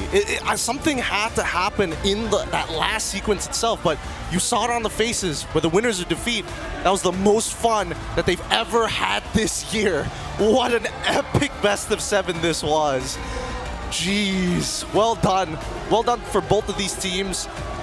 How much bang for buck did every single fan come into the arena get at this moment? As the lights go crazy. Let's give it up for Rose. Indonesia, Onyx fans from around the world, Super Family. This is your Snapdragon Pro Series Mobile Masters 2025 Champion. Give it up for Onyx Philippines. Dan inilah champion dari Snapdragon Pro Series Mobile Masters 2025, sang raja lagi dari Philippines, Onyx Philippines. Amazing, luar biasa di grand final kali ini, Rose. Yes, you are right, Monica. That was an intense grand final, especially that match point game. Maybe we could do just a few questions before we celebrate the win. King Kong, we know that was a very intense moment. What was going through your mind? It was a 20+ minute last game. Anong iniisip mo nung nangyayari lahat lahat yun? Anything? Naisip namin nun, lugi kasi kami nun eh. Reset lang ganun. Tas alam namin malakas yung capability namin na mag-def lang tapos kaya namin paabutin ng late game. He said that actually they were on the losing side earlier on, that last game. So what they were thinking was just like, you know what guys, we gotta reset. Just defend as much as we can. And once we get that power spike, once we get the items, we'll definitely be able to get something out of the way. Wow, jadi memang tadi kita melihat ya game terakhir begitu sengit, hampir tertinggal oleh Philippines. Tapi jawaban dari King Kong bahwa mereka melakukan reset memang agak sedikit tertinggal, tapi reset dan kemudian ternyata bisa membalikkan keadaan. Wow, luar biasa. Where we saw gimana Kelra really did an amazing job. Kelra. So, what about facing RRQ Hoshi in the grand final? And anyway, yesterday Brusco said Brusco wants to meet RRQ Hoshi, and now you have met RRQ Hoshi on stage on this grand final. How was it? Kahapon sabi ni Brusco na gusto daw niya makita ang RRQ Hoshi sa grand finals. So ngayon na nakita na kayo, what is it like going up against RRQ Hoshi sa finals? Para sa akin yung RRQ sobrang last talaga nila kasi halos lahat ng game close fight. Kumbaga parang na-outplay lang namin sila sa mga ibang play. He said that he thinks that RRQ is actually a good team. They were very hard to go up against, and almost all the games they played today, it was a 50-50. The only reason why they actually won is because they managed to outplay RRQ Hoshi in certain angles, and that is what led them to win. Wow, jadi itu ya jawabannya dari Kelra. Memang menghadapi RRQ Hoshi juga bisa dibilang 50-50 untuk chance kemenangannya, tapi mereka mengapresiasi dengan RRQ Hoshi, tapi akhirnya memang bisa di-outplay dan mereka berhasil memenangkan match kali ini sebagai champion. Yes, you are right, Monica, and I'm sure the entire indoor tennis Senayan is excited for this moment. So everybody get your phones out. Onyx Philippines, you may now head to the peak and claim your trophy. Dan silakan Onyx Philippines akan menuju puncak untuk mengambil trofi sebagai champion of Snapdragon Pro Series Mobile Masters 2025.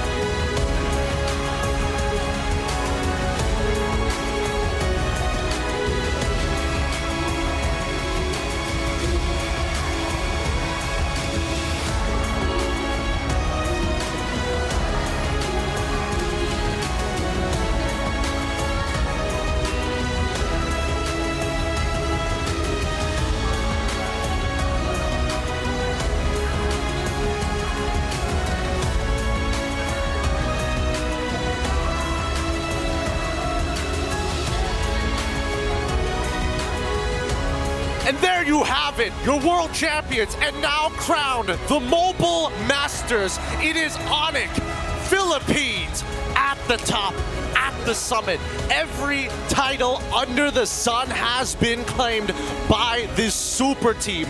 Nobody has come remotely close. RRQ tried and they failed, but I gotta give it to them. They put up one hell of a fight. I don't know, personally for me, that was the closest I've seen anyone really go, at least internationally, going up against Onyx Philippines.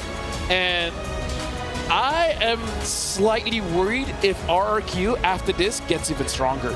Because, I don't know, after this, they gotta be more motivated, man. They've gotta be. They were so close to trying to even up that score. And who would have thought?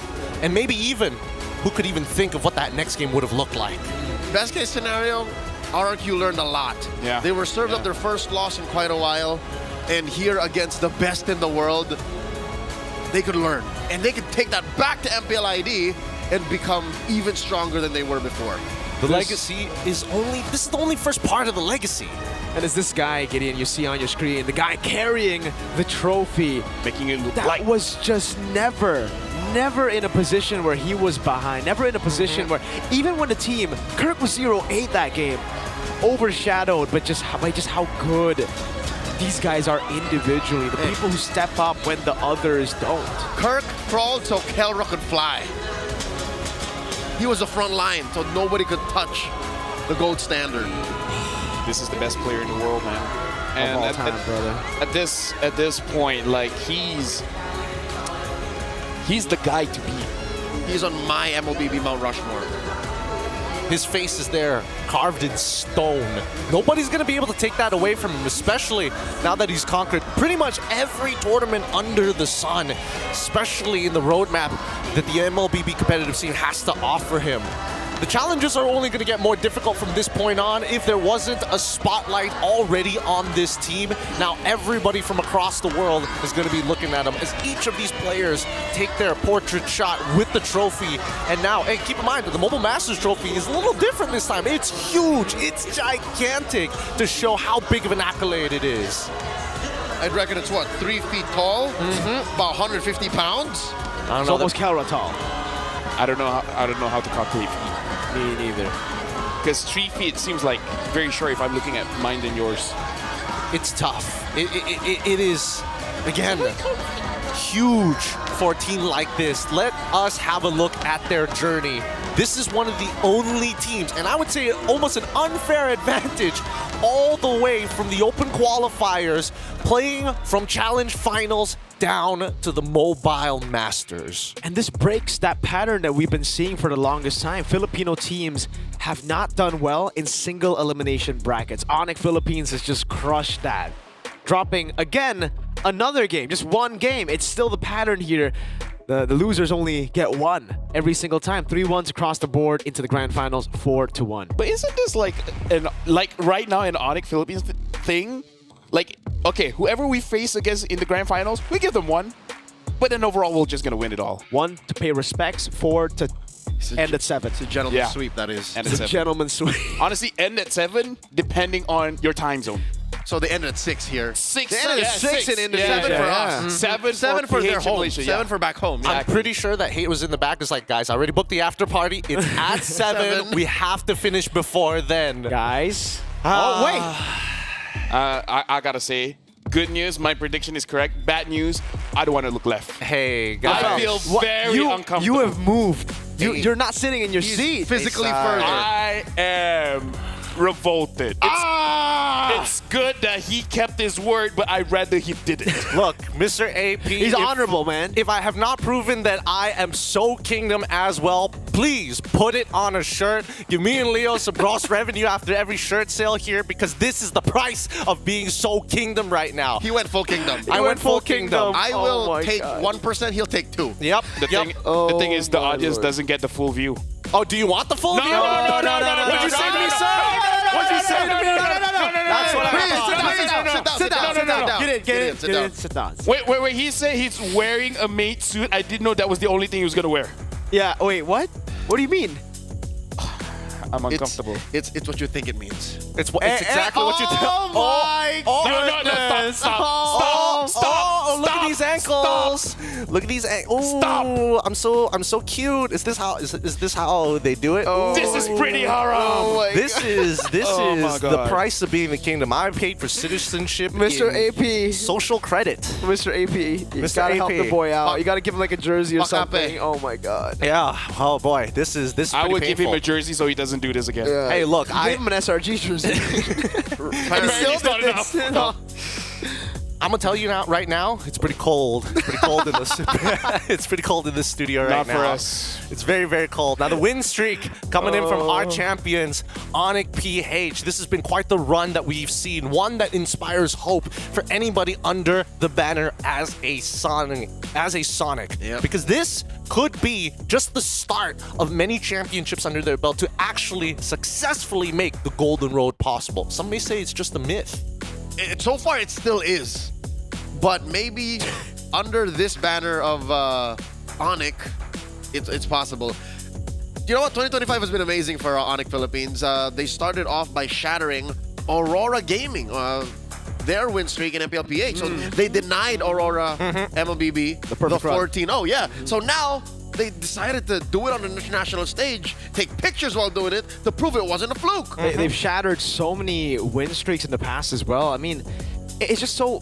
How are you this good at MLBB in every single role? Again, covering up for each other's weaknesses, the draft as well. Why not? The adaptations able to out-draft Kescue. You know what? I stand by my theory of what Why Not was going through. Game 3 was like, did he really just give us that much? Suyo Granger? For sure. Juice in? Really? He must be saw like, it in his face. this is obviously a trap, but let's just go with it. Yeah. He's looking at Kescue just like, fix your sit, sir. Still not Fix looking at your you. sit. He's probably telling him in the back, oh boy, dude, this main outfit is kind of tight. It's not It gonna lie. looks very tight. It is very tight. I have no idea how you fit in that. I That have is not your size. I have ripped That the is back not your size. way further than it probably should have gone. Don't show it. No. Dude. The rip is further than any man would have imagined it to be. I'm getting a little sweaty, I'm not gonna lie. Look, How are you cold and sweaty? Yeah. It's the leather. it's the leather on the chair, I'll be honest with you. Oh! The amount of skin contact that I am making right now, not very good. ESL needs to throw in his chair. Hey, ESL needs to give me a raise. If they're not giving me bonus for what I'm doing for their social marketing team, I swear to God. Hey, I you do this made- every season. My punishment is boring. I had a your plan. own punishment. Yeah, and every time I tell them I better get a raise for this, they don't give it to me. Their social team needs to give me some of their budget right now. I don't want to know what's next. Honestly, I don't know man. how I'm gonna top this one. He waxed his leg in Jakarta. I waxed my leg in Jakarta. What happened next? Actually, It was I waxed my legs twice in Jakarta. twice in Jakarta. Get a circumcision? I don't know. Oh my goodness. I don't know at this point. And then now it's a maid outfit. What was the one previously? I wore Rose's hair that she cut. Oh my lord. yeah, that Because, one. yeah, I remember. Yeah. Okay. Is it really worth it? That was season 5. I'm a content Is it machine. even worth it? What was Beast. Oh my god. I'm King Kong for content. I'm the King Kong of content. You're The King Content. the And this is Kelra your of Suyo. punishment. This is your Suyo right now. The maid outfit is the Suyo. Masterpiece. This is Angela. You're wearing it like a champ. it's sir. not. No, it's Nana skin. Nah, yeah, nah. It's Nana skin. It's making me look a lot smaller even though I'm 6 feet tall. You're never going to look at none of the same. I'm never gonna use Nana ever I'm as again. tall as 2 of those Mobile Master trophies. Just stack them on the top of each other. You got me, baby. I want to go home. No, you don't get to go home. You get to experience this a little bit longer, big boy. I would hang out with you guys. At this but point, even I want to go home, bro. Hey, why come- is this taking so long? you Why are come we here not often, ending it yet? guys? I'm enjoying this. Onyx 1, bro. Yeah, Onyx Super won. fam. I don't have to do push-ups. I'm happy too, but damn. God. Look, let us recap exactly what has happened we still here. have to stay here. Yes, of course. You gotta enjoy this. You have to suffer as much as I am suffering right now because as this is happening, guys, if you haven't bought tickets prior to this, you missed out Congrats, so much in Jakarta, right? Obviously with the eye candy, but clearly with the plays in the stadium and the enjoyment and excitement outside of the stadium. They had jerseys to sell. They had even fun little games. They had an entire carnival on the outside of Senayan. It was a good time. So if you didn't buy your tickets earlier, you missed out. But I wish I called in sick. have a look at what was going on around missed the much. arena.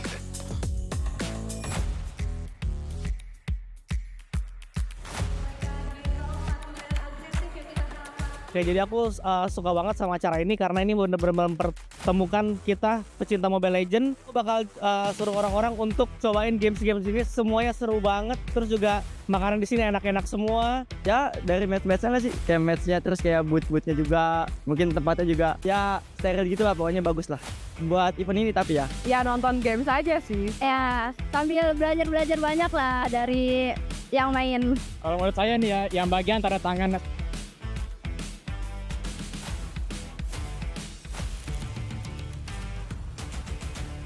The difference is like the vibes, you know, like hearing fans cheering up for their teams. Euforia dalam stepnya sih rame banget, kerasa banget vibes-nya. Beda karena euforia keseruannya juga beda. Vibe-nya sih, vibe-nya. Di sini lebih kerasa intensnya sama lebih semangat aja buat ngedukung gitu, kayak teriak-teriak.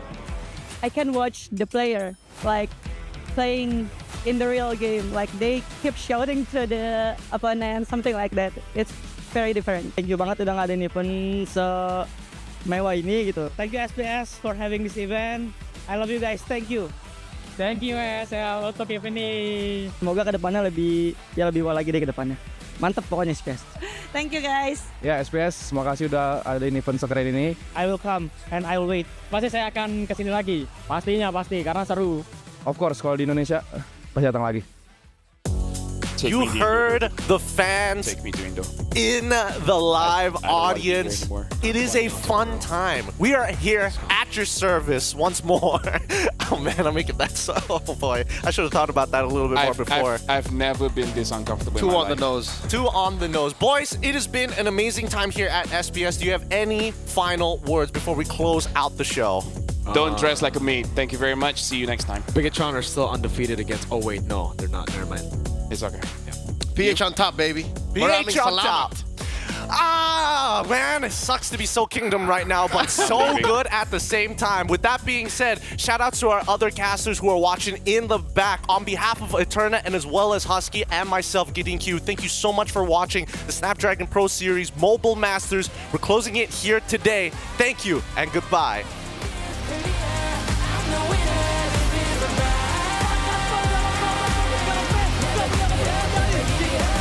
To be the best, and I say that with my chest. Looking for one last best and one.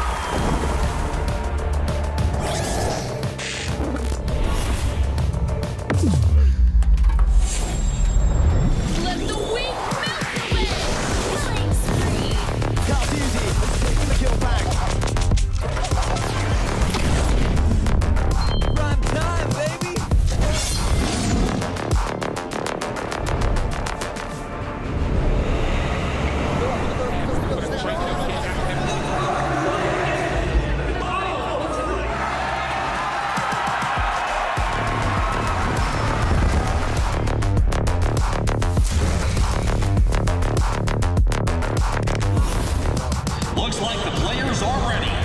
Here we go!